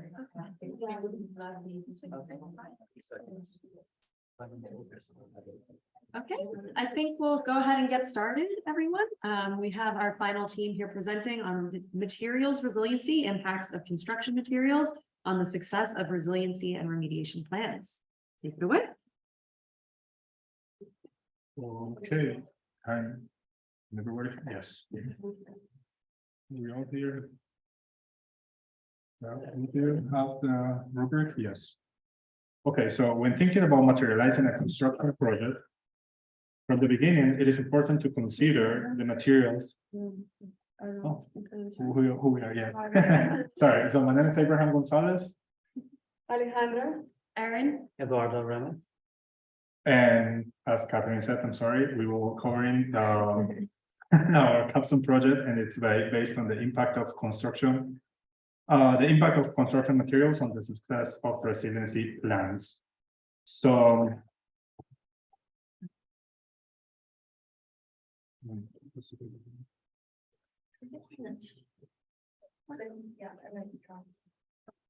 Oh, I think there is an advance on top because it was just a PDF.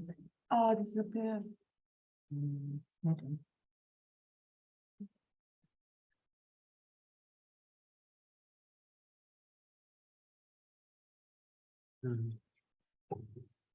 Yeah. So when thinking about materializing a construction project, from the beginning, it is important to consider the materials that will be used. The materials must be of excellent quality since this allows guaranteeing the resistance, durability, and aesthetics of the project. New York City has progressed over the past, especially about problems related with building design guidelines and strategies, but there is no detail or valuable information about the role of materials in resiliency adaptation, prevention, and recovery. This research project would analyze international projects as the knowledge base for what materials are used in different parts of the world. These case studies seek to understand how different problems are faced considering different climatic conditions and locations. At the same time, it will seek to contextualize how communities with different economic or cultural factors face resiliency solutions. Then, local projects will be analyzed to understand how New York promotes resiliency through different projects. These case studies will yield a list of materials that will help us to understand the different needs of projects based on the location and climate. In addition, the physical properties of these selected materials will be discussed to have a better understanding of their advantages and disadvantages based on their different locations.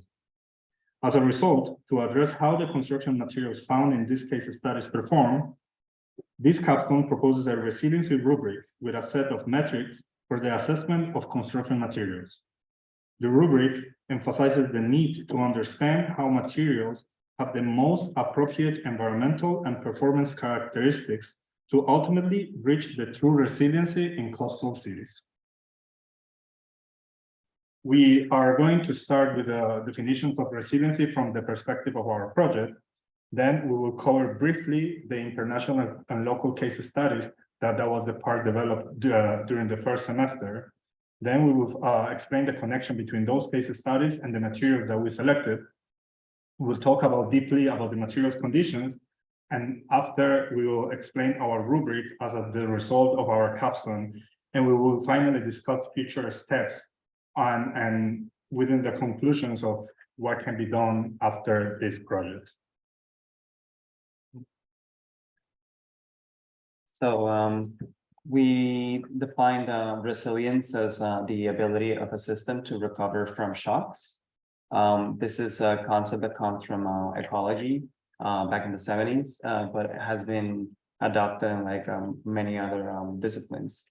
Where specifically from the point of view of materials and the building environment, we're using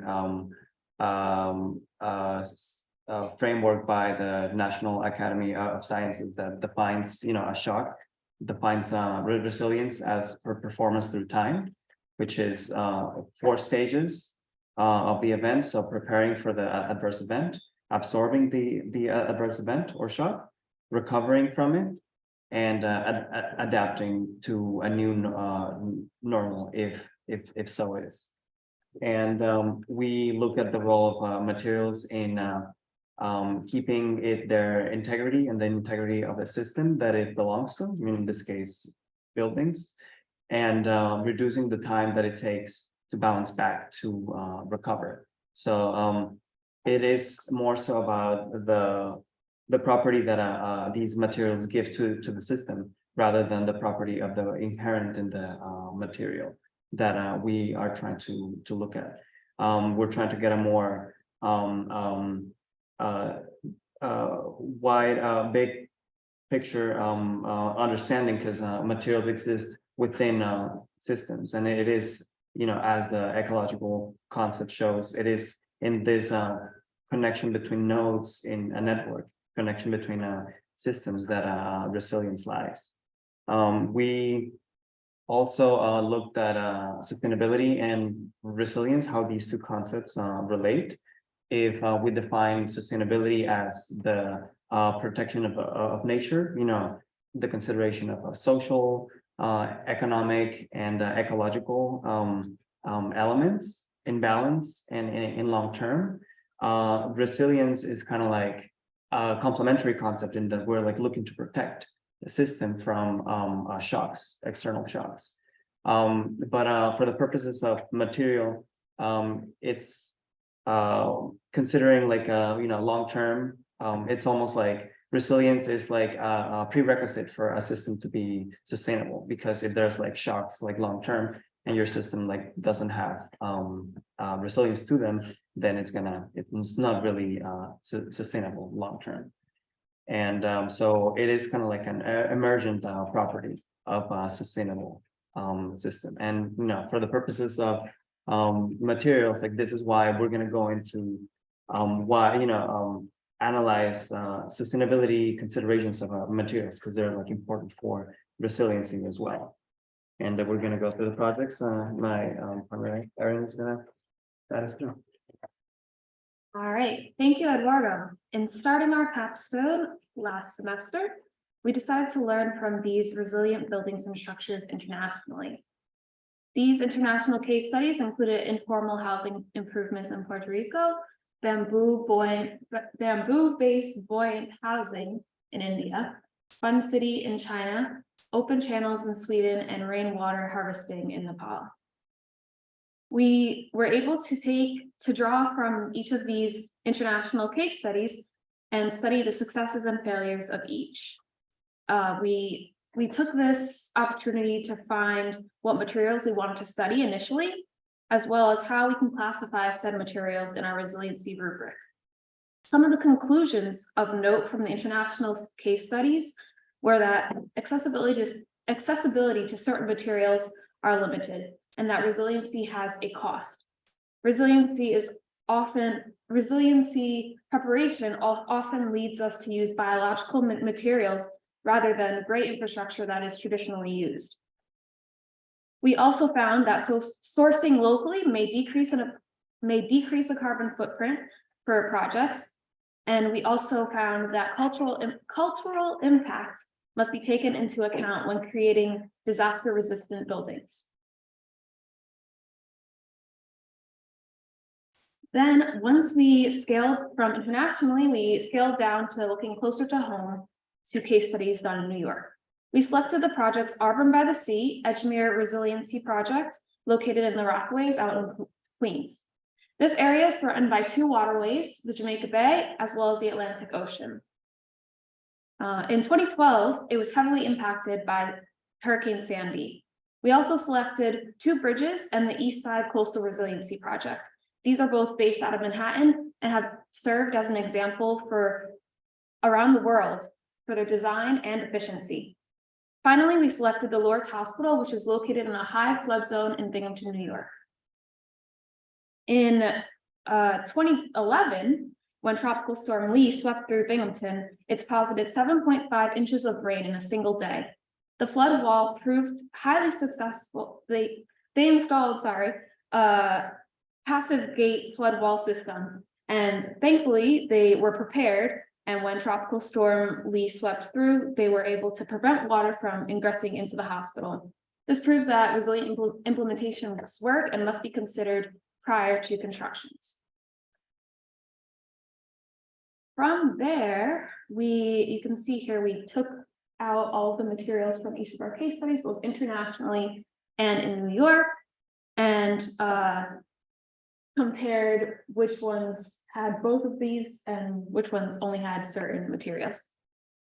The successes in these case studies is the product of many factors. With each unique region, there comes a new climate to adapt to. Many of these case studies may use the same material, however, they take different forms to adapt to the distinct climate and area. For example, the architecture and materials in the design of a Scandinavian country is characterized by wide spaces, large windows, and very light colors. This is because they're making the most of limited natural lighting and heat. On the other hand, in Latin American countries, homes may contain shorter houses as well as they were made with adobe and small windows. In this case, this sort of building is sought to keep the building cool and to block out the strong sunlight. It's important to take these climatic factors into account when choosing the materials for a work. In connecting all of these case studies, we were able to identify key materials that we wanted to evaluate. Concrete, steel, wood, and plastic were among the most commonly used materials between all of the case studies, both abroad and locally. Some of the properties that we appreciated all around were the strength and functionality of steel, or how wood, one of the oldest building materials, is both naturally occurring and cost effective. So you can see here bolded concrete, steel, wood, and plastic as our most common.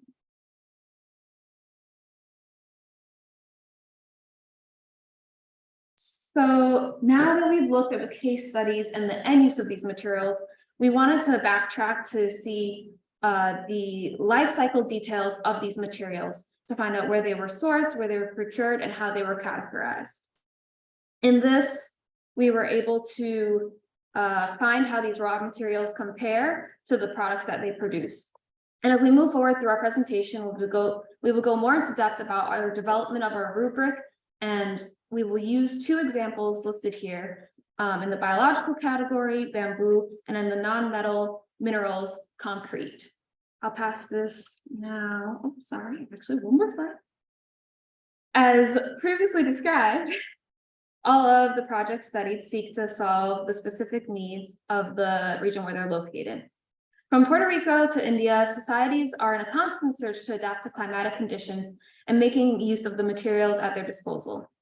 It is important to choose the appropriate materials and type of architecture for each region to ensure that the structure of the buildings do not deteriorate, and they give the property greater durability and resistance. Pictured here is very important, our dimensions and how they overlap to each other. In approaching a build, usually the first thing that we look at is the performance of the material based on where we are.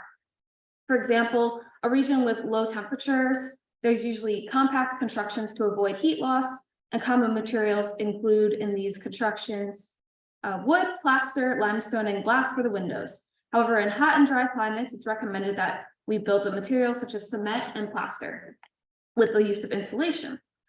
But then when we take a step back and see these dimensions from a broader standpoint, we see that there is some overlap. We start to think of these questions: how can we afford some materials, the cement, the plaster? How does the insulation pose a risk to global warming? Are there any harmful chemicals in these materials?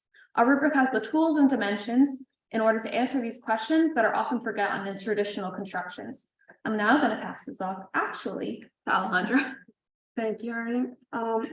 So now in the following section, we will discuss how we develop the resilient materials rubric. We started with the rubric purpose and the intended uses for the rubric. As the next step, we selected and developed the dimensions on which the materials will be evaluated. Following that, we created a section for materials project specific considerations. Then we developed the rating system and the descriptions of each level of the rating scale. And finally, we fill out a rubric with two materials from the international and New York City case studies and compare the performance of both materials. This rubric intends to evaluate the performance of building materials in a resiliency and sustainability framework.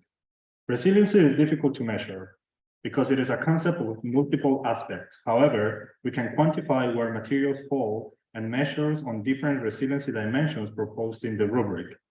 The qualitative dimensions of the framework aim to act as a tool comparing performance of different materials and determine which materials could provide the best resiliency outcome. Knowing where materials fall in the rubric could be a way of knowing what materials to use in enhanced resiliency. Moreover, the rubric aims to compare the resiliency outcome of the same materials in different locations.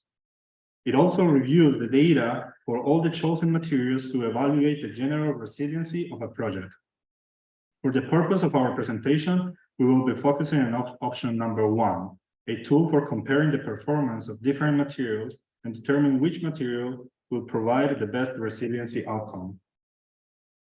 So Abraham talked about the rubric task description and the rubric uses. And on this diagram, we have the dimensions which come from a resilience and sustainability framework. This framework focuses on the ability of a building to adapt, recover, and maintain the quality of life in the environment in which it is located.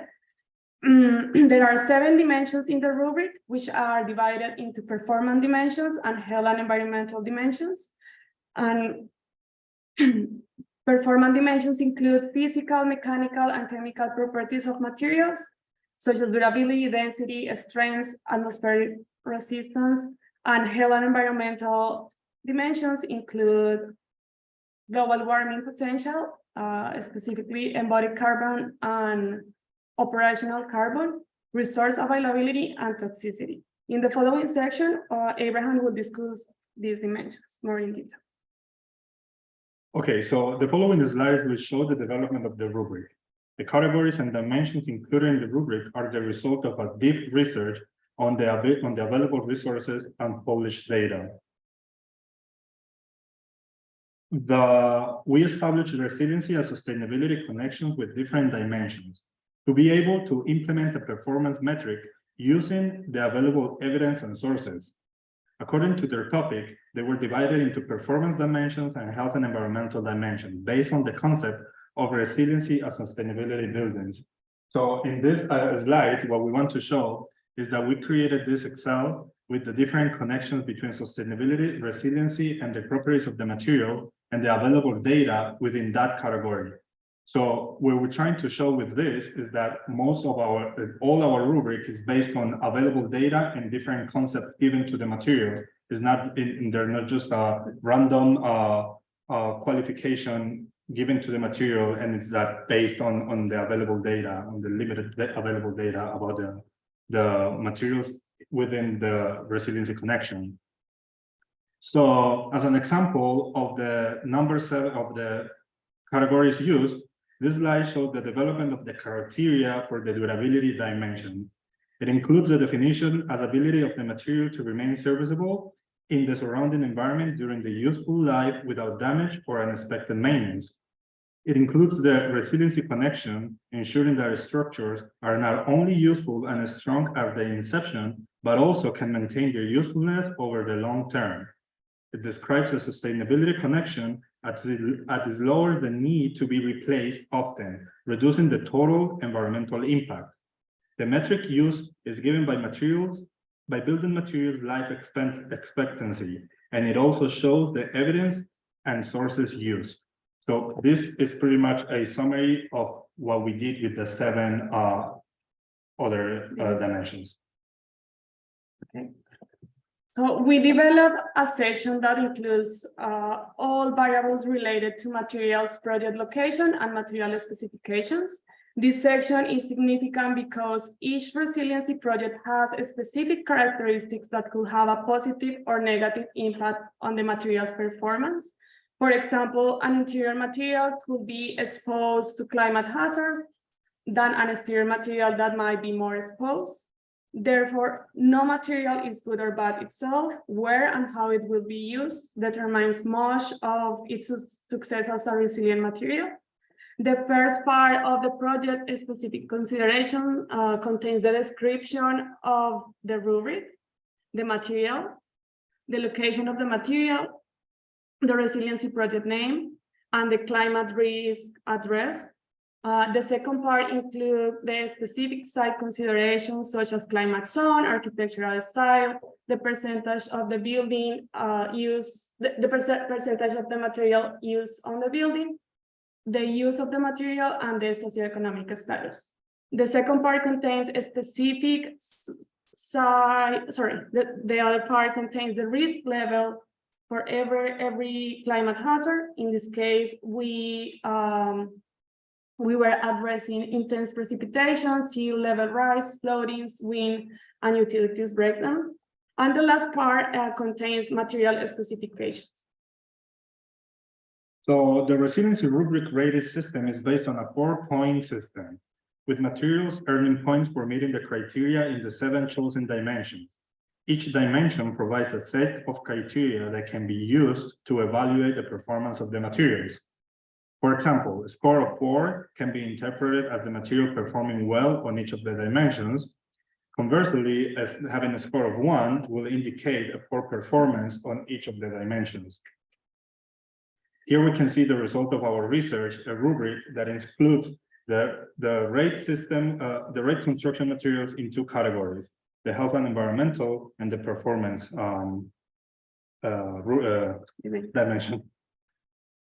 The rubric includes the 7 mentioned dimensions, creating an intersection between the rating system.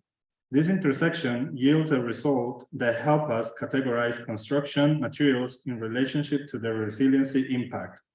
In some of the dimensions, as we can see in dimension 3 and 4, it was necessary to include subcategories due to the complexity of the definition. The next few slides will show the implementation of the rubric using bamboo and concrete. It will be noted that we input 2 different materials in 2 different regions. Erin will give a brief description of some of the important conditions of the materials, and then Alejandra will show how we input the materials into the rubric, the process, and then we will be analyzing the results.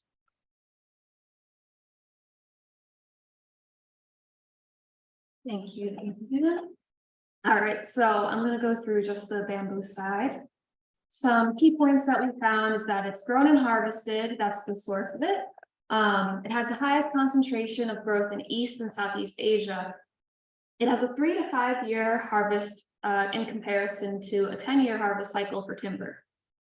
It's not limited to its uses in construction. It can also be used in medicine, fertilizer, pigment, as well as in cooking. It's an alternative to fossil fuel uses in some applications. And some of its key properties include tensile strength, its lightweight and elasticity, and fire resistance. Bamboo is a renewable resource because it can be regrown, and it has some trouble with durability as it's biological. Concrete, on the other hand, is manufactured. It's from a combination of cement, sand, gravel, and water.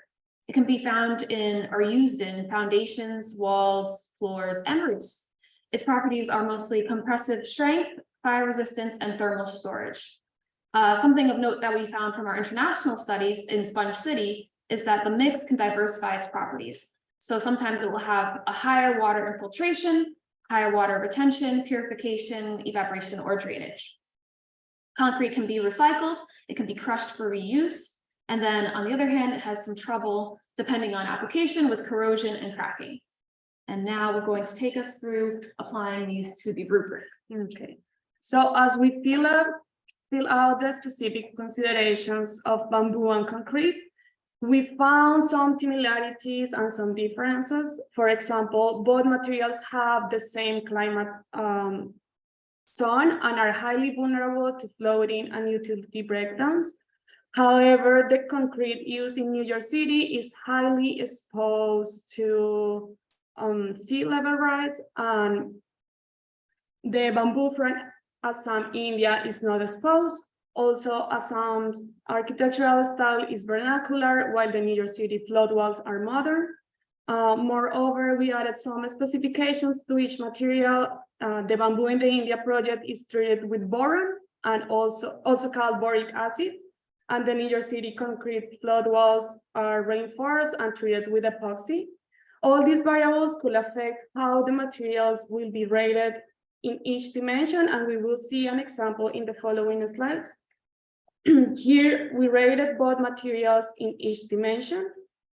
And as you can see, we added notes to some dimensions where material variables could affect the selection criteria. In the case of bamboo, in the left chart, the boric acid improved bamboo's durability score. And what that means is that bamboo not treated can last just 1 to 2 years, but when it's treated with boron, it could last for 20 to 30 years if it's not constantly exposed to water. In the case of concrete, concrete is a highly porous material. However, the epoxy layers makes the material water permeable and therefore more resistant to weather conditions. Additionally, the reinforced concrete can improve the tensile property of the concrete. Here again, we did the same for the health and environmental dimensions, and the epoxy and the boric acid affected the rating system of the toxicity of both materials. Here, this graph shows a comparison of bamboo and concrete performance in the 7 dimensions. Concrete seems to have better durability and density than bamboo. However, bamboo's strength performance is better because it's flexible and tensile properties. As for the atmospheric dimension, the epoxy applied to the concrete walls, as I said before, improved its performance. And bamboo had a moderate performance because it's organic properties for this in terms of global warming potential, concrete is known for concrete is known for having a high embodied carbon, while bamboo is considered a sustainable material. And finally, it seems that both materials have equal performance in the material availability dimension and in the toxicity dimension, because both materials were treated with toxic products. This type of comparison allows us to make summative and diagnostic decisions and improve materials performance at their weakest points. Here we compare the same materials treated and not treated, just to show that a material can be affected for variables, as I said before. And here Eduardo is going to talk about the variables that we didn't include in the rubric, but we had in consideration.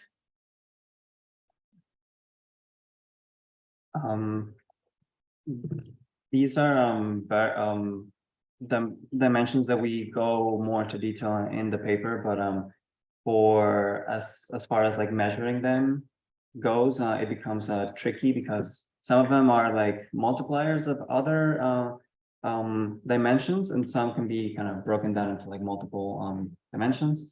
But you know, cost, of course, it's like a material, you know, no matter how like resilient it is, if it's not like accessible, then it's not going to be adopted, especially by the most vulnerable populations that need it. So access to resilient materials is important to, you know, considering like, you know, bigger picture resiliency and equity.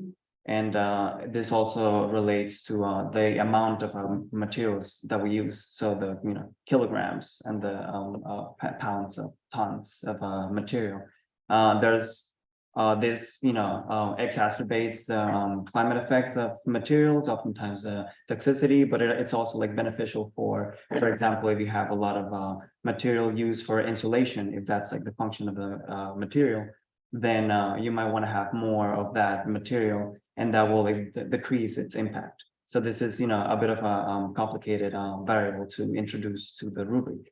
As far as equity comes, as far as equity and volume intersect, there is a huge disparity of material use between the global north and the global south. This is, you know, based on the function of the materials. In the global north, we have a lot more like floor area ratio. For residential, we have skyscrapers, we have a lot of office space. So in terms of resiliency, you know, if we want to be a resilient, you know, system and like wider systems as well, we gotta be focusing on sufficiency rather than luxury functions for materials. And this, you know, these two things are reflected or could be reflected in policy decisions. You know, policy is what would help subsidize and allow more easily accessible resilient materials for the populations that need it most. And it will, you know, allow for equity in the amount of material that we use for our projects as well. But that's a lot. So for as far as our future steps go, specifically with the rubric, incorporating these, you know, previously mentioned dimensions would be important, and finding a way of incorporating the different, like, you know, systems, the nested systems that materials exist in. This picture here comes from buildings as material banks, European Union project from 2020. It's pretty cool. And we would also want to have like a software that allows, you know, stakeholders to understand these concepts and, like, you know, be able to make better decisions in terms of resiliency and materials. An example comes from this website that, you know, lists them in like a pyramid. Is really like easy to understand. So if we could develop that, that would be like really helpful for the future. And conclusion. All right, thank you, Eduardo, for showing us the potential for our rubric for the future and for sustainability professionals in choosing their materials. I'll close off in saying choosing material does not only come down to function. Materials and their products must be analyzed for the impacts that it can also impose. A resilient material is imperative for our future and is crucial to the health of our planet. We thank you for listening, and I will take any questions.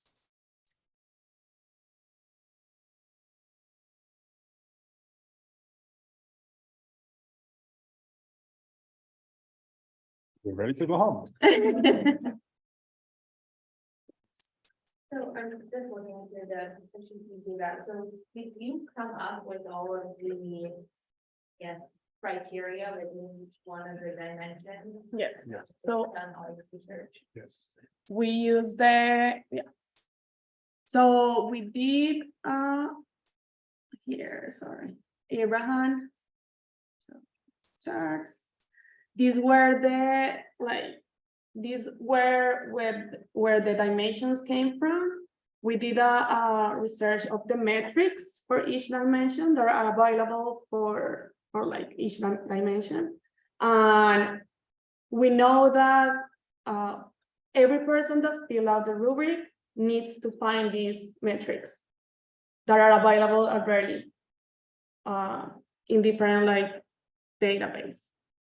We don't have like a specific like, how can I say this? Like for every material, if it's located in different places, each professional should find the metrics and variables to fill out the rubric, because in different locations, the material is different and has different properties. So there is no one template. This is actually an Excel file. We just print out the principle, but if you go, you can click and you see many options for each of the categories. So if your project is in Cuba and your project is in the Netherlands, you can use it because you will input the location, then the weather conditions, then the environment. So it is a template that can be used in a different location. It's not just a simple paper to check. It's not a checklist. It's a whole. It is also good to say that this rubric hasn't been developed to the point to say that it's completed. It's in the first stage of development. So we use these metrics that we found available, but the rating system and the metrics needs more research. Development. We also conduct different interviews when in the site visits. We went to the East Side Coastal Resiliency Project. That's the picture that we have at the end. And based on different questions to different project managers to start creating the categories for the different materials that we have. And what is the most important, because when you analyze a material, construction material is a huge word for each of the materials. So we were trying to be very specific and in what categories we're going to use for each of the materials and how we were going to develop the best characteristics that can be applied to the rubric, because you can take a material and analyze it from many different aspects, but we were trying to use the category, like for example, the concrete, to use it in the strength and try to give a useful dimension, as you can see at number 2 to 4. So yes, it was created by us. Some of this information can come from environmental product declarations or health product declarations that are done in some construction projects. So based on those, it's like you can have an estimate. It just like depends on the developer, what like information they have access to in terms of their supply chains. There are tools available that can help somebody develop, like for specific material, like they're saying, like they help, like if you need environmental product declarations, health product declarations, which are, typical things that people use for sustainability and for energy. So there's I think that one of the other things that needs to be added to would be like instead of tools. So something that could be mentioned that we didn't mention during the presentation, because when you have your hypothesis that you want to prove during the whole research, it changes through the research due to available data and due to the different tools that you have. But our idea was to have the rating system in order to create like the way we rate energy consumption in the building. So we rate the food grade to give a number to each of the buildings. So if you take the rubric and you apply it to your house, you will be able to have a number of how resilient is your building based on the materials used in the construction. But due to the available data, we couldn't reach that, and because it takes more time and more resources and more backup information to be able to say, okay, this building is a number 3.5, but that was the initial idea, and it was pretty much achieved, not 100%, but that was the main idea, to be able to give a construction material rate to each building. So, and it will be like published and used in different projects to see how resilient is that project based on the materials used in the construction. Yeah, with enough, stakeholders, developers like using a tool, if this was like an online tool that like people fill out online, then, a database of these results would be up there and people would be able to see, concrete and like such and such a project has, the ratings are like as such. So they can use that as a reference for, in the design process of buildings. And that, the more like information we have about like the product and the materials that they use, the easier like it will be for like future projects to kind of like have that as reference. Also, I think that whole idea is to get people to think about materials, like we said in the very beginning. Was that to make people think about materials as part of resiliency, not just, because a lot of the wonderful things that we looked at, as wonderful as they were as projects, they really didn't have a deep dive into material use. I think in the future, the rubric might evolve to talk about combinations of materials. Because it looks like now they're talking about them individually, and when you think about a building, it could be like 75% this and 20. I don't know. We had that. Yeah, We had that in the Excel. The first step of the Excel was material by material. And then the next step was the combination of 7-8 materials. So it was getting difficult and difficult in order to give the grade. But what you said is true. We thought about it and we did it. We actually have it in Excel. We did a score, like we tried to like, the problem was that we didn't find how to give like what percentage give to each dimension, because it is really difficult to like balance the score if we don't know what dimension is more important than another one. And not only that, it is very difficult. For example, if we have a construction, it is difficult to know what percentage of the total material is concrete. So if we don't know, it is difficult to measure if the whole construction is 63% concrete, 20% steel. So that was the difficult part. But if we had that available, then we will be able to input all the rubrics with the different explanation of the materials and have a final rating. I'm sorry. Just one more thing, that like, from my understanding of engineering, it's the shape of the material that affect their strength. So I don't know how that could be adapted, like, if you look at a piece of paper, it might be flimsy, but if you fold the paper a certain way, it could hold a lot of weight, Yeah, it's like the design of the building is like almost as important. It's probably like more important than materials. Materials is like one aspect of the whole thing. But as far as like design goes, it's like that kind of like determines how much, both like percentage wise material ratios are used, and volume, how much like material like is used for the purpose of the building. But yeah, that's it was hard to like stay in the line of like materials and not cross into like other like areas. We always had to like, come back. Yeah. But that's like very important for sure. Any of you use this in your fields of work or where you hope to be going? I have some. To use the rubric or the background of. Well, I think yes. I currently work with the Sustainability Help Center, and I work like every day with local LA33 that is about rating systems for energy, for the energy buildings, sorry. And I believe that this rubric can be used in the future also to like get to that point to have a energy score or letter grade in front of the building. And because that's an important, for New York City, for example, it's a city that is going to be constantly impacted by floodings and the sea level rise. So I think resiliency is a really important aspect to like have into consideration. And if you will, I'm going to add to that. So I work with the New York City Department of Design and Construction. And if we were to implement this rubric in a real construction process, my personal opinion would be to include it in the commissioning process when the different agencies analyze how the construction is being constructed and the different materials that they're being used.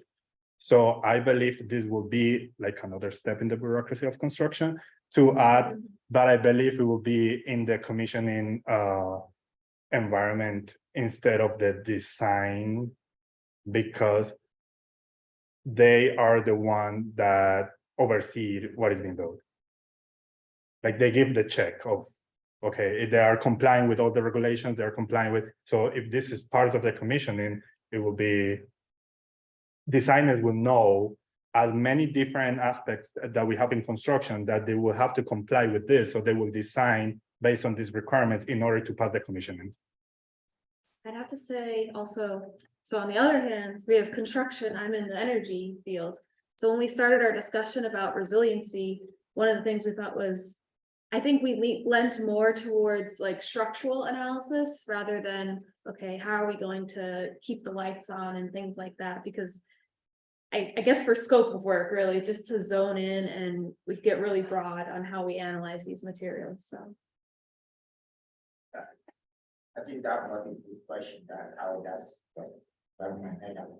So because most of those building look forward to more about passive housing, right? Because you need to associate the material and then the energy, and then naturally that create like a good flow of energy and the ventilation, whatever, right? So long story short, so how they approach this project, right? If the structure, especially in New York City, that all those buildings have, and then you give the example of bungalows, which is really good, but when you make the equipment of those materials, and that then here, and then to that level, you use bamboo just build 1 or 2 stories, right? And then you have like whatever story you have there. How do you find use those materials to really have this combination of energy sufficient and then the materials? So it's hard. I think that I felt like we mostly kind of lent towards disaster planning more. So just keeping up the structures in total. I feel like I'm avoiding the question a little bit. Yeah, I didn't understand the question, but I would like to add something that what you mentioned about passive house. Passive house was one of the main reasons that we wanted to develop this project, because if passive house, the requirement of passive house is to achieve a low energy consumption and energy load and energy demand. And they have no restriction over what materials can be used to achieve those numbers. So you can use any material in any form in order to achieve those numbers.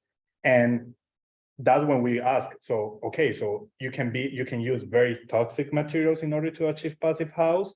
And what about all what we have been describing in this research? So then we were like, okay, so maybe passive house is trying to achieve a different point, but we are trying to achieve a different resiliency aspect of the construction. So that's why we decided to keep going with the project and find out how can we give a rate instead of just achieving a goal using any kind of material. Instead, implementing more resiliency material with a positive impact in the environment. Thank you.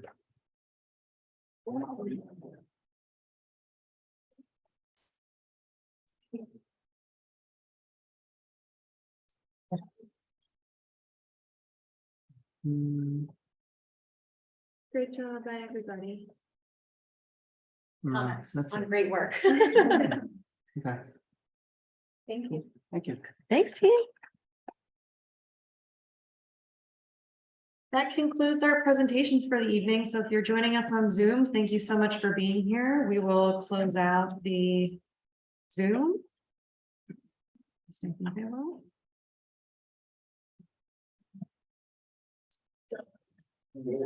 Thanks again.